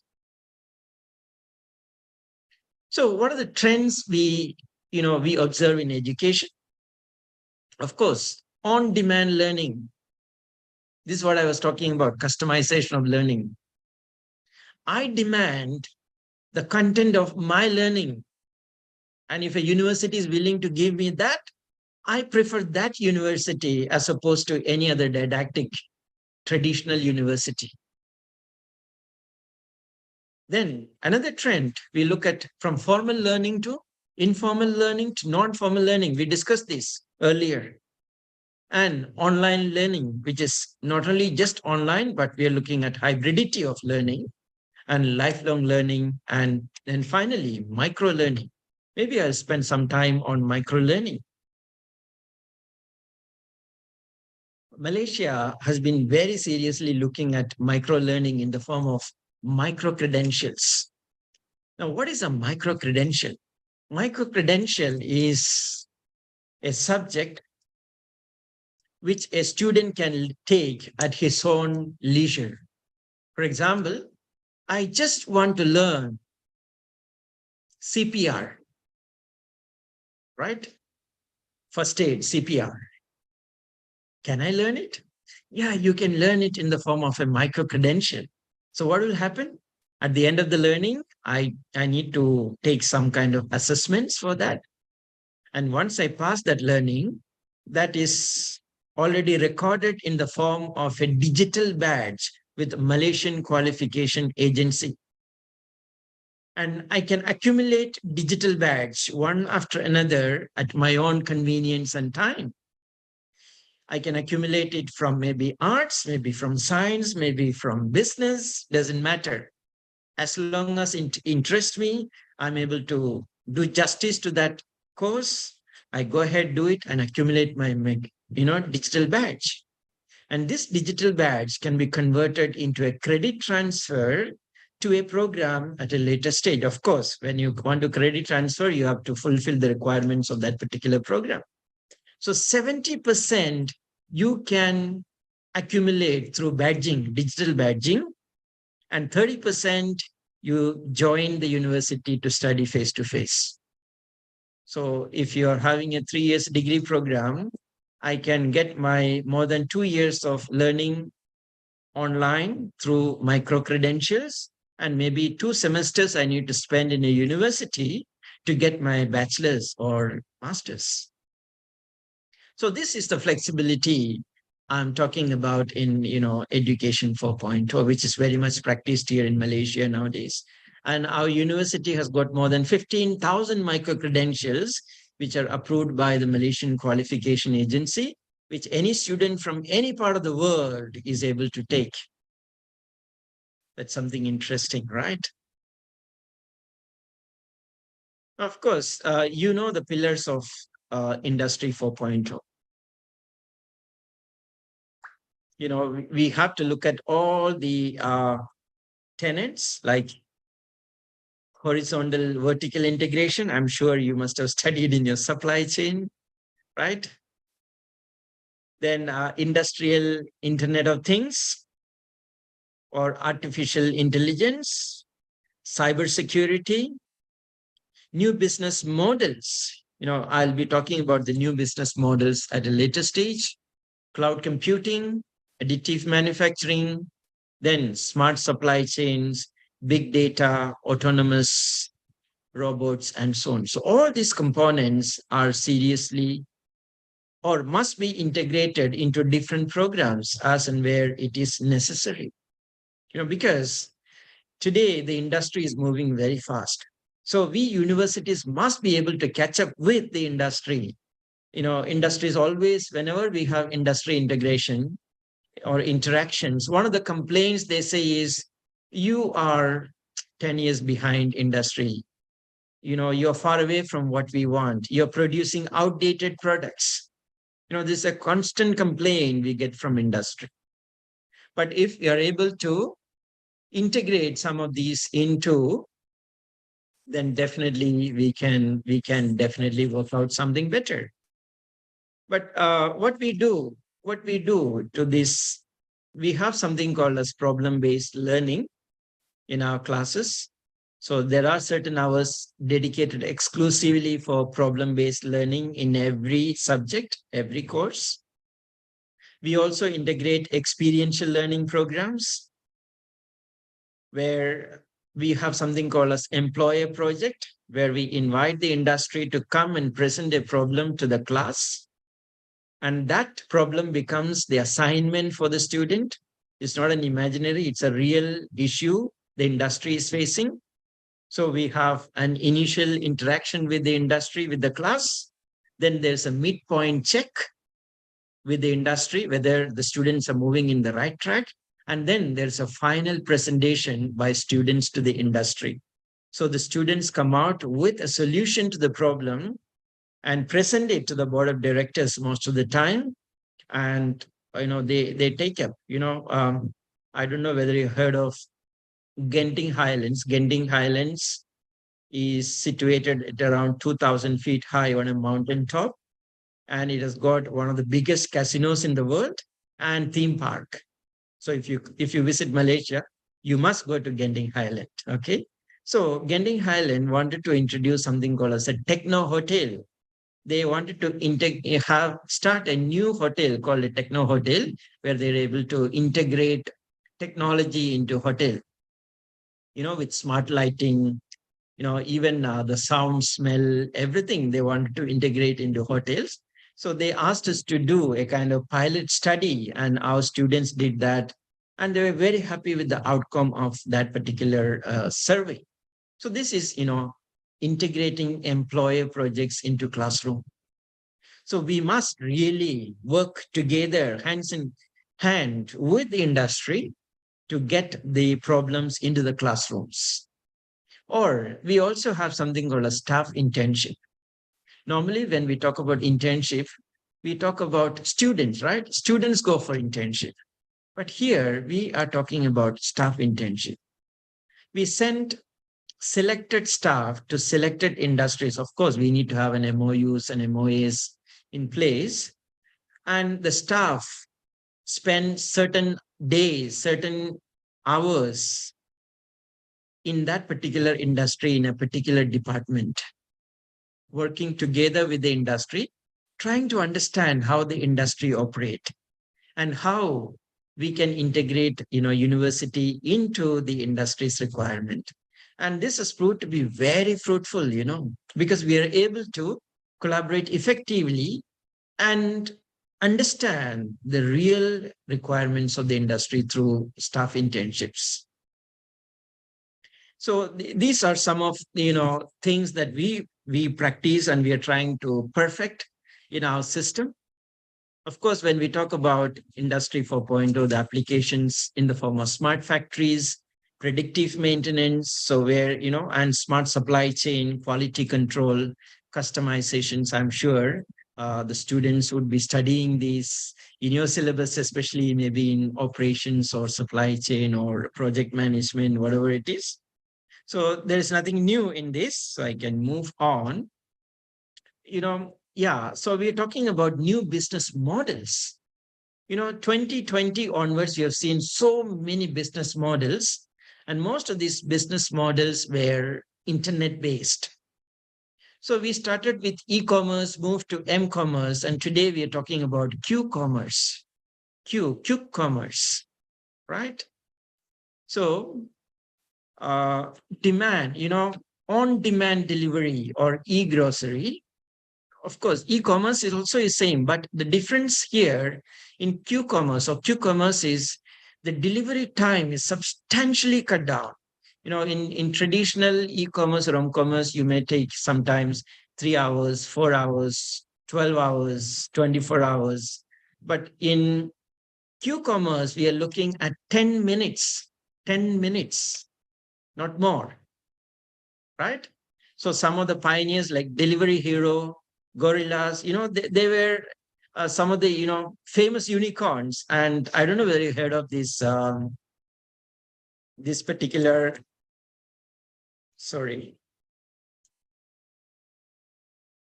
company, Zepto. Of course, an Indian company, in, unicorn of 2023, they are able to raise more than 1.3 billion within no time. And of course, they are not pan-India. They selected certain cities, major cities, and they're doing it effectively. So q-commerce, I'm sure tomorrow there's something more. Maybe Z, or I don't know what commerce. It could be something, another letter added to it. The world is changing. So are our students smart enough to cope up with these changes through our curriculum, through our education? That's a question we must ask ourselves. So when we look at the academic 4.0, the overview is based on digital learning environment, personalized learning, and data-driven decision-making. Of course, when we look at digital learning, we have the online courses, virtual classrooms. I'm sure all of us are using virtual classrooms today, right? And then learning management systems. it could be Moodle, it could be Camu, it could be Blackboard, doesn't matter, as long as we have one. And then we have interactive content. This is very, very important if you want to go online. Many times we design online programs, but we have static content. The content is not interactive, not dynamic enough for learner to enjoy the learning. So in Malaysia, for every learning program, they make it compulsory that the content must be interactive and dynamic. That means you click onto video, you click onto a quiz, you click onto reading material, you click onto another link. That's how it should be built as a learning management system. Okay, so dynamic content is very, very important. Then personalized learning is taking it by storms, whether we like it or not. So we are talking about tailor-made education, customized education. Earlier we talked about fast food, right? And every time we ordered, we say less chili, more sauce, right? Something like that, customizing your food. And when you went to tailor your dress, you said, it should be tight fit or loose fit, whatever it is. So same way, today in education, we are talking about a tailor-made education system, depending on the caliber and capability and interest of the student. Which of course is tough one, but that's going to be the way forward. In another 5 years, every university, whether we like it or not, will have to learn to customize education to the student requirement. And we have to unbundle education from the traditional method. When I say unbundle, what does it mean? Unbundle. Today we have a BCom bundle. Okay, in BCom bundle, what do you have? You have 20 or 30 subjects. Student must learn these 30 subjects, complete the credits to graduate. But when we unbundle, we are talking about student able to choose, student able to throw away subjects which he doesn't want to study and pick subjects which he wants to study. This is personalized learning. And then, of course, data-driven decision-making. Today, data analytics, of course, we don't need to talk to Indians about data analytics. Indians are well known for their data analytics capabilities today. So data analytics, not only for analyzing the industry data or company data, but to track student progress. What kind of tracking mechanisms we have today? We have something called a student progression at the most. Oh, he passed in this, he failed in this. But can we come out with predictive modeling for students' success? Students passing or failing, students' probability of getting into a Fortune 500 company, or students' probability of getting a 1 crore data, or 1 million or 2 million salary package. Can we do this kind of data analytics package for students? I think sooner or later, whether we like it or not, we will have to look at this. And another one is predictive analytics for early intervention. I'm referring to counseling support. What kind of mechanism do we have to come out with a predictive modeling to see whether a student will require counseling support in next semester? The student might fail in the next semester if he continues the trend. So this kind of data-driven decision-making is very, very important for universities today. Of course, when we look at the digitalization, we have a lot of areas to cover, like some of which I have already covered. I have covered online learning, personalized learning, adaptive learning, lifelong learning, e-learning, data analytics, collaborative learning tools, blended hybrid learning, global access to learning, student-centered learning, micro-learning, sustainable learning. So that's where the SDGs come to the picture. And then when we look at the leadership in Industry 4.0, we must look at all these aspects like digital literacy, visionary thinking, data-driven decision-making, innovation culture, agile leadership, agility. Now, this is a very interesting word, agility. In 2020, thousands of companies closed down because they were not agile enough. They were not able to transform themselves into something new, right? So that agility in leadership, especially in education and in industry, is very, very significant. If you're not agile, you're going to perish. So change or perish, right? That's the way we think today. Either we change or we perish. So if you're not agile enough, then someone is going to be, and they're going to overtake us. So agility leads to change management and also talent development. But the two key factors we must remember is sustainability and risk management when we're looking at this leadership in Industry 4.0. So what leadership styles can we adopt? We can look at 4 leadership styles. The first one is called as social supers. Maybe some of you heard of this. Now, what is this social supers? Social supers is a leadership style that focus on creating societal impact. Now, how do you create societal impact? Of course, using the SDGs in the picture. With the help of UN SDGs, we can create social impact. So you think of society as a global family and make sure your business has social impact. The second is data-driven decisives. This leadership style focus on every decision making. They must have the data.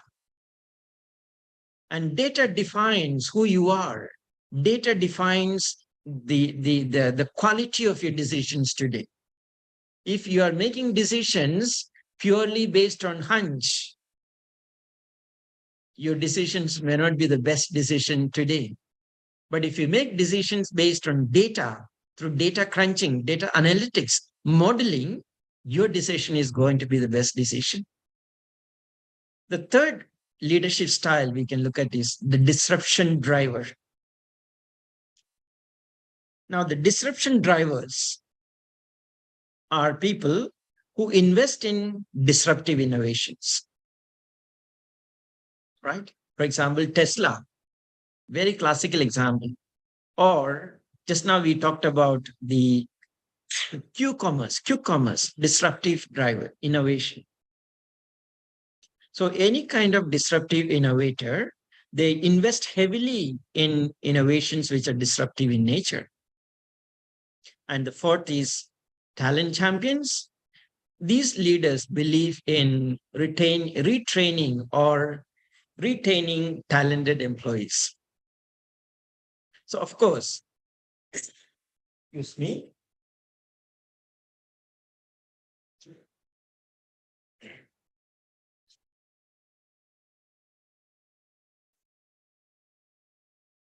All these 4 leaderships are important in its own way. I wouldn't say one is better than the other, because if you're purely data driven, but it's not socially driven, your leadership has some lacuna, right? Something is missing out there. So all leadership styles are very, very important. A good leader will try to strike a balance between all the 4 and move forward. So what are the challenges both industry and education 4.0 could face? Of course, when it comes to workforce development, we have a skills gap. We have a problem with continuous learning avenues and opportunities, right? The industry requirement versus university production, right? There's a big gap. So how do we narrow this gap and produce quality graduates? Cybersecurity is another issue, especially when it comes to data protection and compliance. Then managing remote teams. A lot of companies are going remote nowadays. So communication is an issue. Productivity and accountability is an issue. We too had this problem in 2020 and 2021. We were all working remote. So we had huge issues, when it comes to accounting for productivity. We had to quantify our productivity, even teachers, right? So that was a big challenge for us, but we were able to do it in our own way. Of course, then we have the resources allocation. There are constraints when it comes to budgeting and so on. So what are the issues that we need to look at? Number one, foster a culture of continuous learning. And this is applicable to both industry and academia. Now, what are the leadership strategies if you want to do that? Lead by example, support learning initiatives, promote growth mindset, and reward and recognize. Then the second is emphasize collaboration and interdisciplinary approaches, which we have already discussed, if you remember. And third is promote inclusivity and diversity. We did mention about that. And then adaptability and agile leadership. We did talk about these two. So these are some of the key tenets or strategies that we must focus on when it comes to industry and also, universities in specifically.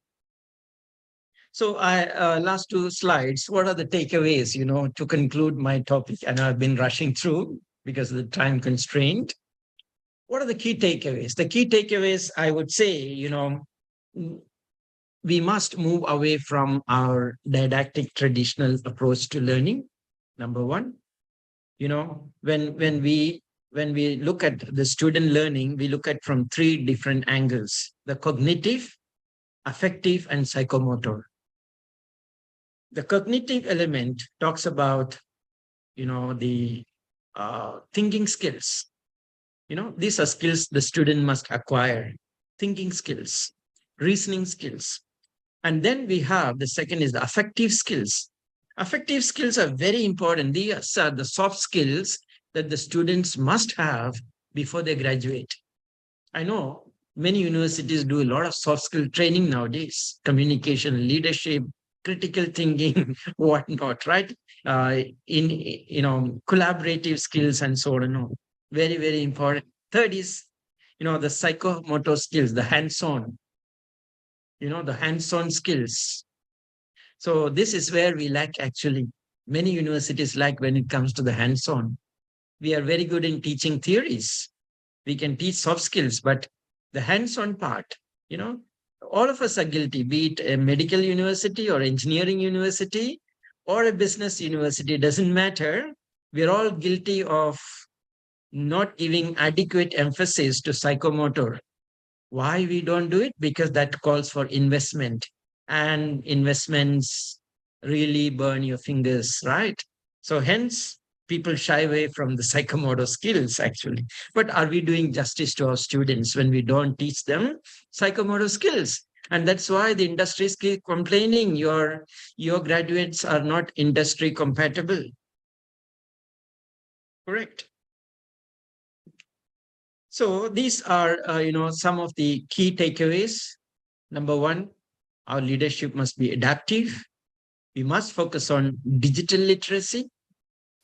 Vision and innovation is key aspect, be it in education or industry. And decision-making must be data-driven and must focus on collaboration and interdisciplinarity in the industry as well as in education field. Then never stop learning, lifelong learning, then focusing on that inclusivity, diversity factor. And finally, our students must have that global perspective, because today every event in the world shapes a student's future. Look at the crisis that we are going through. We were quite relaxed and saying, okay, Ukraine is far away, Russia is far away, right? The Indians would say, or the Asians would say. And now the war has come to Asia since last 5 days. So every event today is going to shape a student's future. So we must have that global perspective. That's why when we teach international business, the Hofstede's 5 dimensions become really important, understanding the cultural dimensions, if you want to really do business globally today. Then adaptability and agility, and then finally sustainability. So, of course, I tried to touch upon quite a lot of points given the time or constraints in time. And that's the end of my presentation. And if you want to contact me, I'm available. This number, this is my WhatsApp number, this is my Gmail, and this is my university email. So you can always contact me at syracnd@gmail or syriac@masa.edu.my. I'm the Dean for Business Faculty at Masa University, and Masa University, just to give you an idea, has got 6 faculties. We have Faculty of Medicine, Faculty of Dentistry, Faculty of Health Science, Faculty of Pharmacy, Faculty of Engineering and IT, Faculty of Business. So we have around 8,000 students. Students from 75 countries study in our campus. It is a purpose-built, integrated campus in 50 acres. We have an international school, university, and a hospital in the same campus. We have a 400-bed hospital. So it's a quite interesting campus. I wish some of you can bring your students, or some of the students can come over for study tour. We have students coming from Bangalore next month for 2-week study tour here. Okay, so if your universities are interested to come visit Malaysia, most welcome. I'm here to support you, take care of you. Okay, thank you so much, Dr. Pradeep, for inviting me to this session. And thanks to the university as well for inviting me. We hope we can take this collaboration between Masa University and Sangal Chand Patel University together forward to new directions and dimensions. Thank you so much.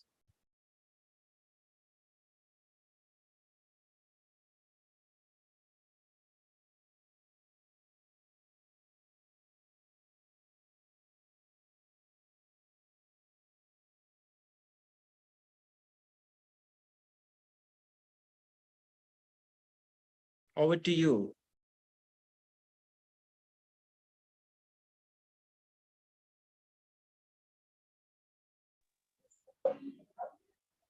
Thank you so much, sir, for such an enthusiastic session and covering some topics like hyperconnectivity, digital learning environment, interdisciplinary and global perspective. Thank you so much. Now, we will move towards third guest for the day, who is Dr. Jayashree Shiv Prakash Datta ma'am, BA in Economics, MA in Economics, MBA in Marketing Management, MPhil in Economics and Management, and PhD in Economics. Dr. Jayashree Shiv Prakash Datta is currently working as Associate Professor and Principal of Srimati S.V. Patel Institute of Business Management of Sakal Chand Patel University, Visnagar. She is also spearheading the BSc in Fashion Designing and Management program of the university. She has more than 20 years of teaching experience. She primarily teaches economics and various subjects of management. She has 10 years of research experience and has published more than 20 research papers in various reputed research journals. She has authored and published 5 books. She is the recipient of the I-20R National Eminent Academic Leader Award 2020. She has delivered many talks as an expert in various seminars and workshops. And today she will be discussing about change management education as Industry 4.0. Over to you, Okay, thank you. Hello, everyone. Good afternoon. I hope I'm audible. Hello. Am I audible? Yes, ma'am. Okay, good afternoon, everyone. I'm sharing my PPTs with you, and we'll start with the presentation.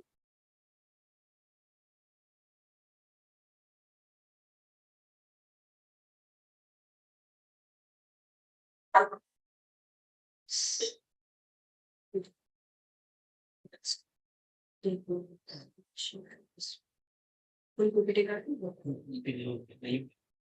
know. For half of the Wait. Seven. More. F5.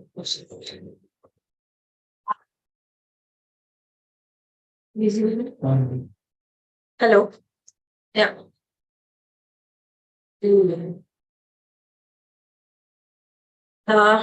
This is Dr. Jayashree Datta, principal in SP Patel Institute of Business Management, Saket Patel University.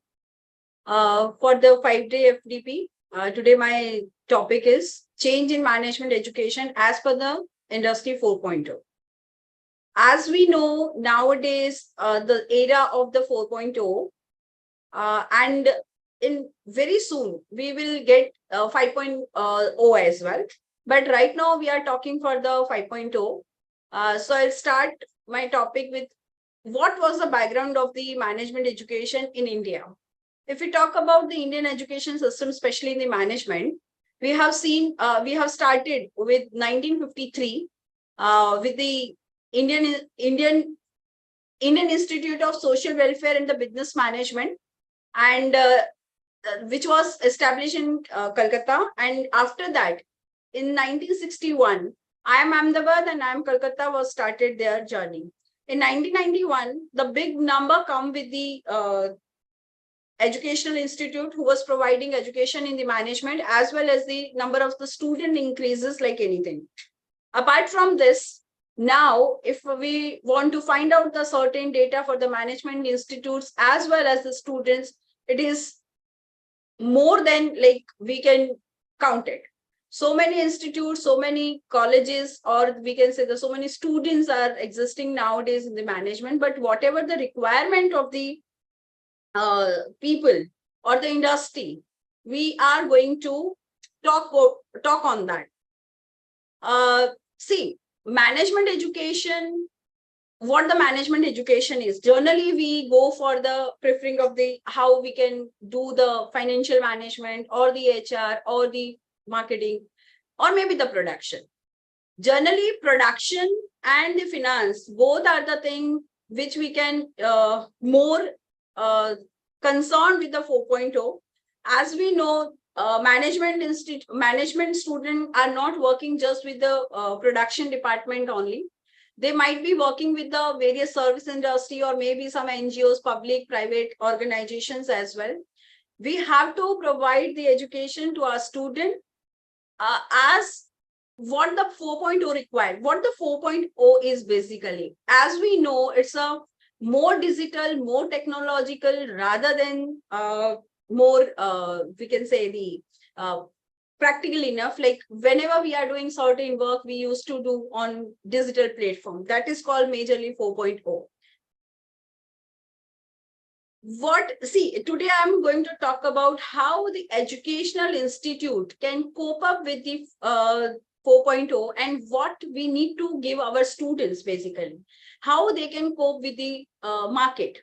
So here, first I will talk about the implementation of digitalization. Basically, as we know, our new youngsters or our students are really good enough in the digitalization, even though sometime when they are working with the especially market, they are very good enough in YouTube or maybe there's some social medias, but they are not good enough in the practical aspects of the using the digitalization in the real market or the real field. Not only this, when we talk about the management, the pure management person was the person who just managed the various aspects. But nowadays they must be having the technocrats. I will utilize one word, not the managers, but the technologers. We use this term for our student. So they must be having certain skill in the digitalization, especially, and they know about the digital tool very efficiently. So being a management institute, we have to focus on the more digital uses or more digital tools and techniques which we can serve to our students, and that's why they are able to cope with the market. Being a management institute, which kind of the technology or we can say the tools we can utilize for our students? As we know, new technologies all depends on the IoT, AI, robotics, and this. So whenever we are providing certain kind of, the exercises to the students, definitely they have to know about the IoTs and artificial intelligence. Basically, I'll talk about the artificial intelligence because robotics might be a helping hand to the production department, but while being a manager, our student will get entered to the market. They must be knowing about the all tools which is related with the IoT and AI. So here I would say we have to teach our student certain languages or the IT tools so they can analyze the market so easily and they do not have any problem while they are going to the market. So we are preparing future managers with the consideration of the technologies. So this is the first point. Key management school has to go for the IT tools or AI to their student. We need to add.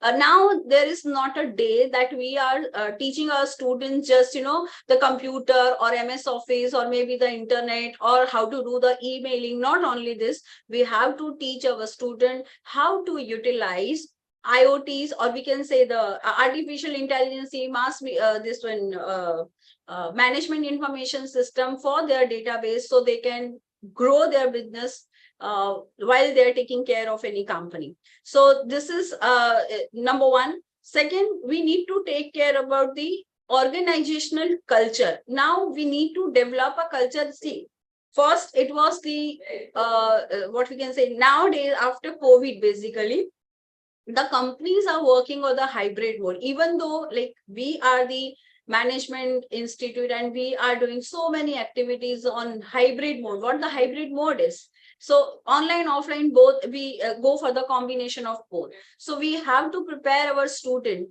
who can build up their culture, that they are ready to work with the online offline both the modes, so they are not facing any the problem or the fear in the market. So here and because of online this one organization, we need to develop it.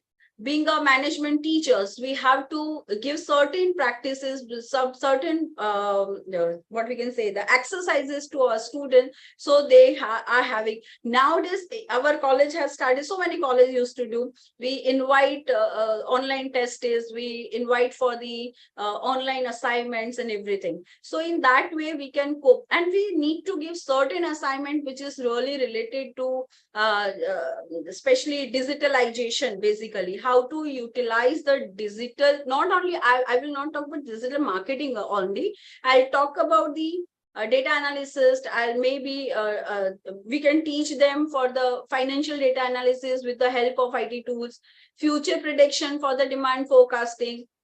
These are the certain things which we have to teach our student to allocate their responsibility and workload because, and see, this is the biggest challenge with the management student. If they are not going to learn about IT tools, they are not going to exist in the market, because role and responsibilities are taken by the artificial intelligence and basically robots. So if some person is getting the AI or the robot as compared to the person, robots and the AI is not going to take a leave, or they are not going to be absent in the office. They might be not having certain issues of the social issues, basically. So we have to prepare our student in that way that they can cope up with the organization culture where they are going to face it. So which kind of the basically skills they require? First is implementation of the this one digital tool in the program. As I told you before, that we are not just going for the computerization, or we can say uses of the how to use the computer for the presentation, or how to use the Excel, how to use the PowerPoint. We have to teach our student various digital tools. Because of that, they can cope with the market.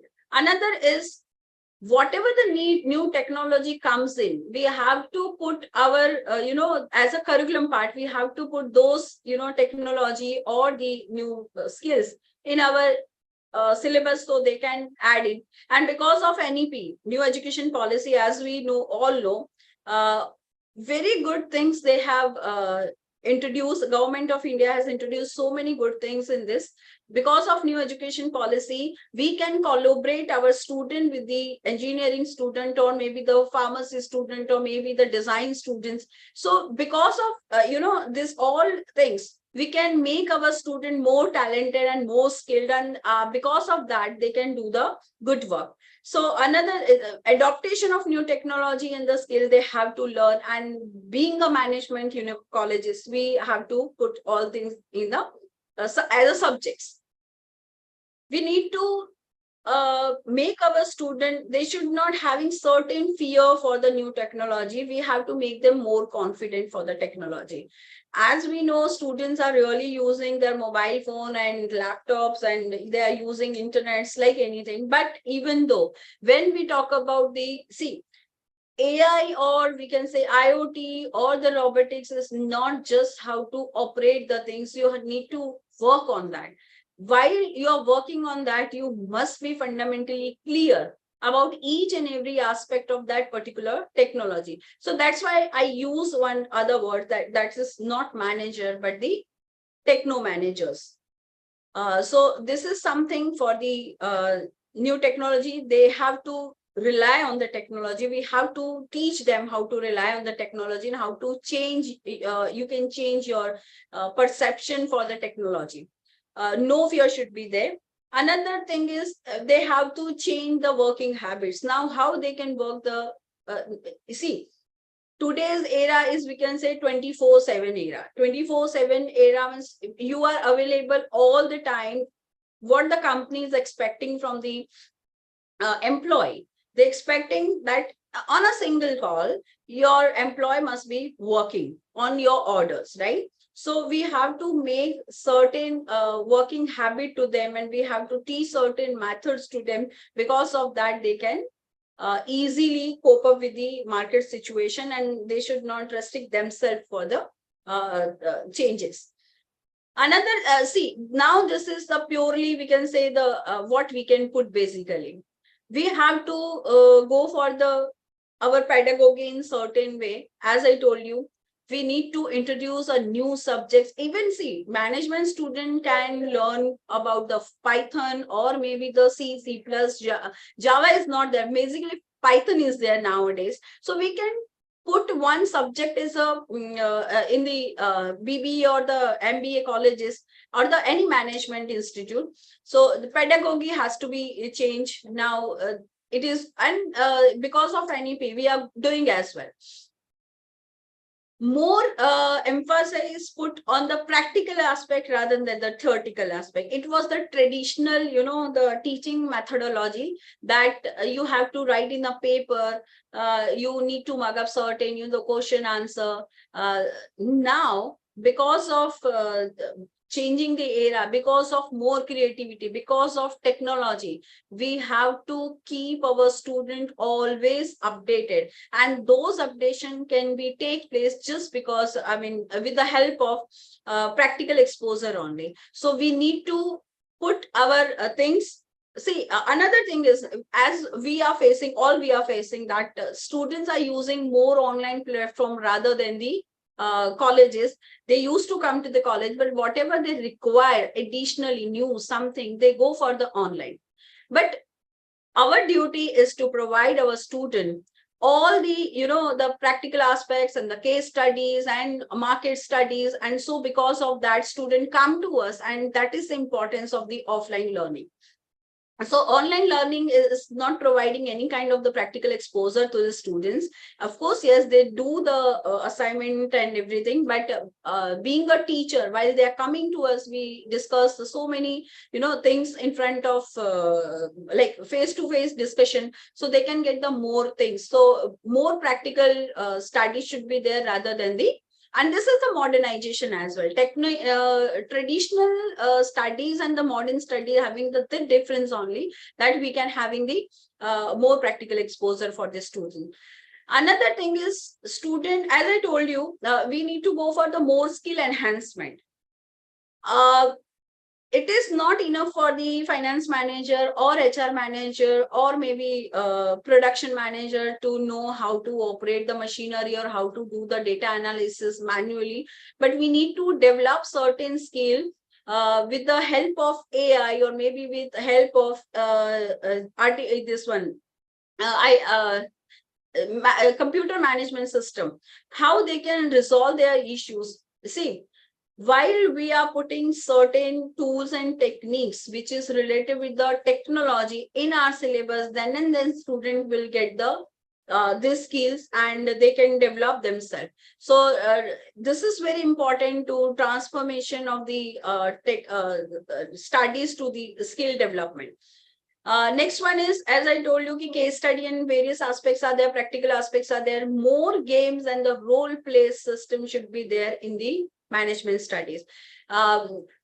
Traditional studies talk about the classroom teaching, but we think about not only the classroom teaching, we are going to expose ourselves in the as per the market situations. So we have to more emphasize on the various games which is related with the management, or we can give some artificial games like stock or something like you need to give a appropriate problem to the student and the different solution will come from the students.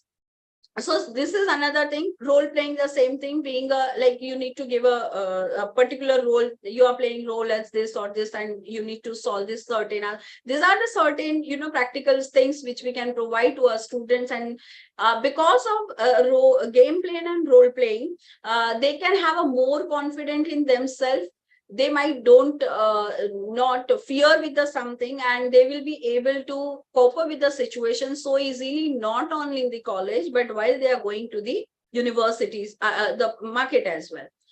Another thing is, not only the student has to change, but being a teachers, we have to even change. We need to change our teaching style, or we need to adopt certain good style, which student has, student required it basically.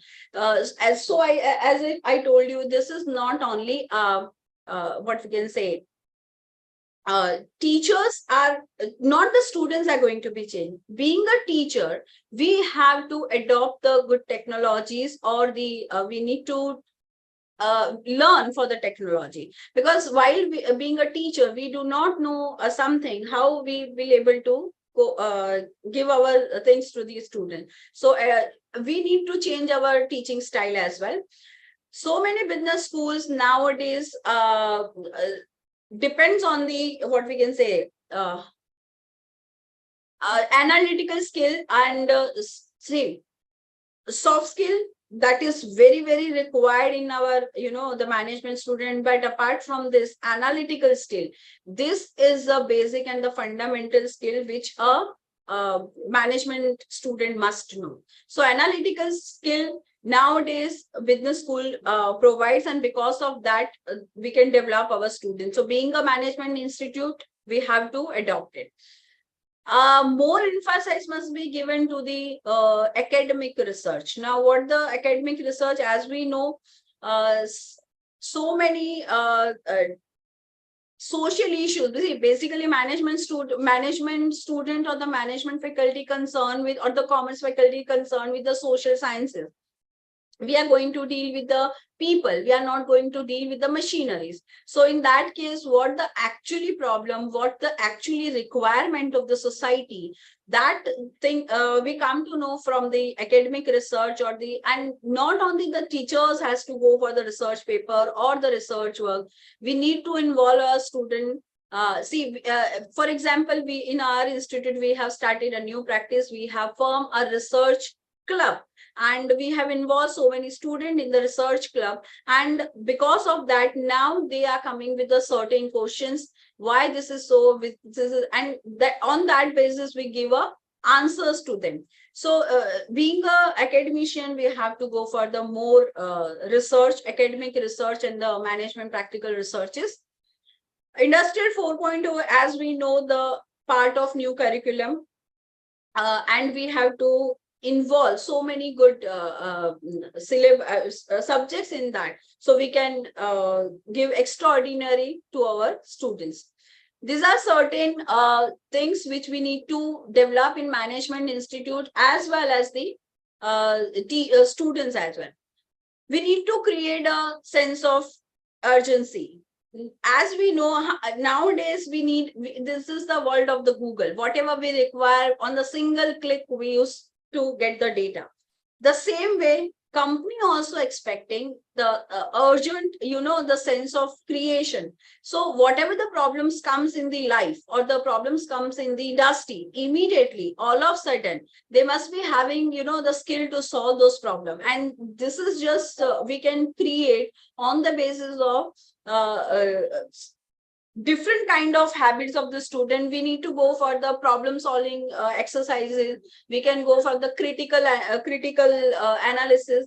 So we can provide certain kind of the exercise to the students so they can immediately come out with the solution of any problem. So first is a sense of urgency. Second one is as per the industrial, the requirement. We need to collaborate our student with the industry. Normally we provide the internship to our student, but more and more number of the students are going to industry. But as we know, they are whatever the work they are doing, it is not up to the mark. We have to go for the on the job training to our students so they can easily understand what actually companies require. So in form of that, the more industrial collaboration we require. Each and every student, each and every management teacher, each and every management institute must be having the creation of vision. Vision mission is nowadays really very important. Both the things is important to make your future. This is the time. It is not the time for the after 10 years it is going to be happen, or 20 years it is going to happen. Now, within a fraction of time, things are changing. So we need to create our student as per the market need. Vision, they should not create. It was a time when we were creating a vision for the 20-year and 15-year. Now we have to make a vision for maybe the 5-year or the 15 years. But because of that, we have to clear with the future plans, right? So create each and every student's vision. We need to give exercise to the student. You create your vision, and on the basis of that, those vision must be communicated with the class, teacher, or the institute, so we can make a plan accordingly, and we are able to achieve our the vision as per the their whatever they have fixed it. Future plan is a part of, like, on the basis of vision, you can make your future plans. The future plan can be for the next 6 months, or the 1 year, or the 3 year, or the 5 year, right? So each and every student must be gone through their communicate their future plans as well. Change in the culture is the must. As I told you before, if we are not going to change the culture of the management colleges or the management institute as the need of the market, we are not able to cope up with the market. Our student will not able to sustain in the market for the longer period of the time, and if they are not going to change their behavior. So we need to form certain kind of the culture. We need to make our student more professional, more IT experts, more technology friendly, so they can cope with the situation so easily, and they can cope up with the culture. This is see, nowadays it is not that we have done our PhD and we have done so and so degree and we are existing for the longer period of the time in the market. We need to make our student sure that they have to change their degree as per the qualification as per the need of the market.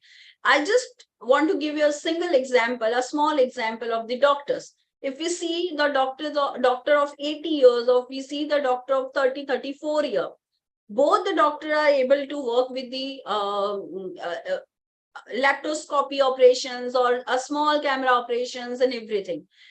Because one doctor is 80 years, even though he is able to do, the reason is because he learned or he increased his qualification. It was not before like 80 years that you can do the operation on the cameras.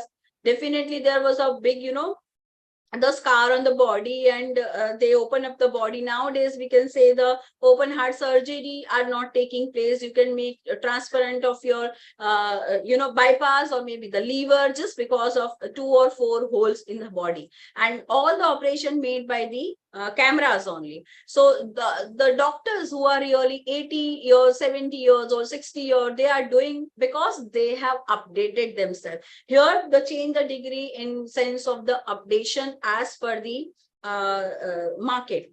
Maximization the use of the digital world. As we know nowadays, we are this is the best example. We are doing our FDP online, offline, both the modes. So this is nothing but the digitalization. While we are using the digitalization, definitely we can cope more things rather than the we can go for the exposure of the market at the bigger level, not the smaller level. So we have to teach our student, but with the help of digitalization, we need to teach how to cope up with the negativity of the market as well. So digitalization and IT curriculum, it is very required in the management and the commerce institutes, because we are developing managers.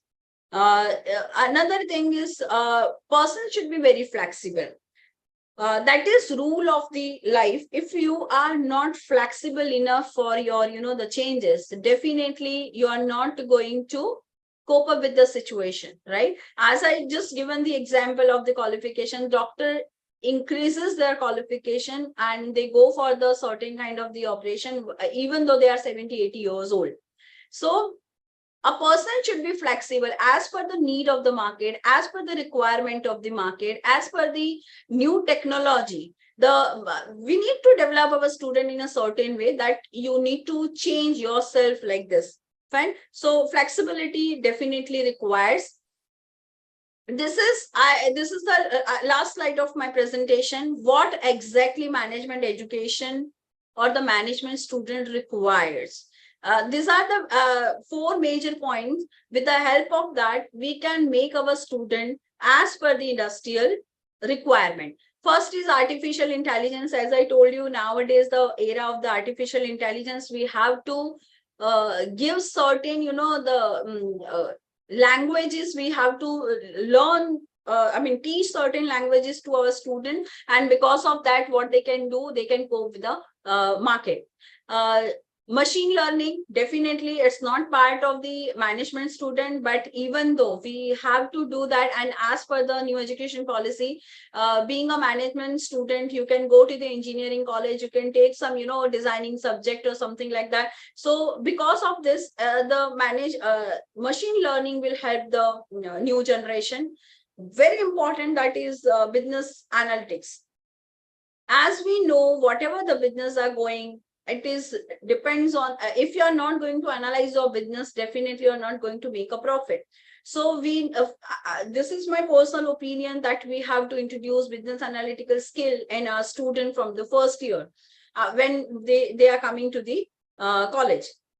So business analytical skill they must require. And last and the final is, that is not only our management student, for all the one, we need to adopt, the changes, whatever it is coming to the market. So adaptation of changes so rapidly, then we can survive in the market. So this is something for, the core things we need to teach our student. We can put in curriculum, we can put in our subject as a subject, and we can teach these major 4 subjects to our student. See, adaptation of the changes, definitely it's not part of the certain technical subject, but we can put something in the personality development or something like that, so we can change our student accordingly. Yeah. Thank you so much. If you have certain questions, please ask whatever the question do you have, you want to ask something on this topic, or you have some input, you can give the input as well.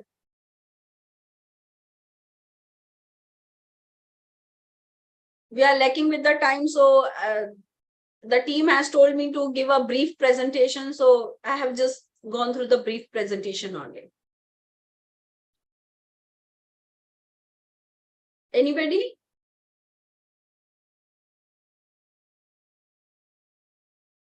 Any question, please? You can put in the chat box as well, no issue.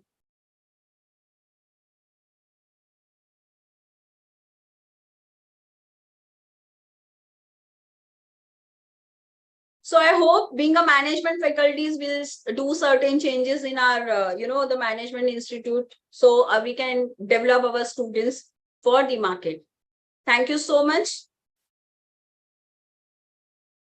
Pradeep sir, can we conclude our session?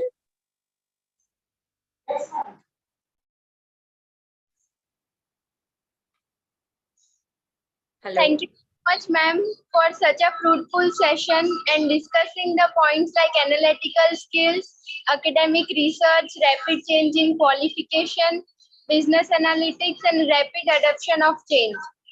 Thank you so much. Thank Here you. conclude today's session, and tomorrow we'll meet again for the fourth day in the afternoon from 2:30 p.m. onwards. Thank you, Thank you, everyone. everyone. Thank you, Pradeep sir.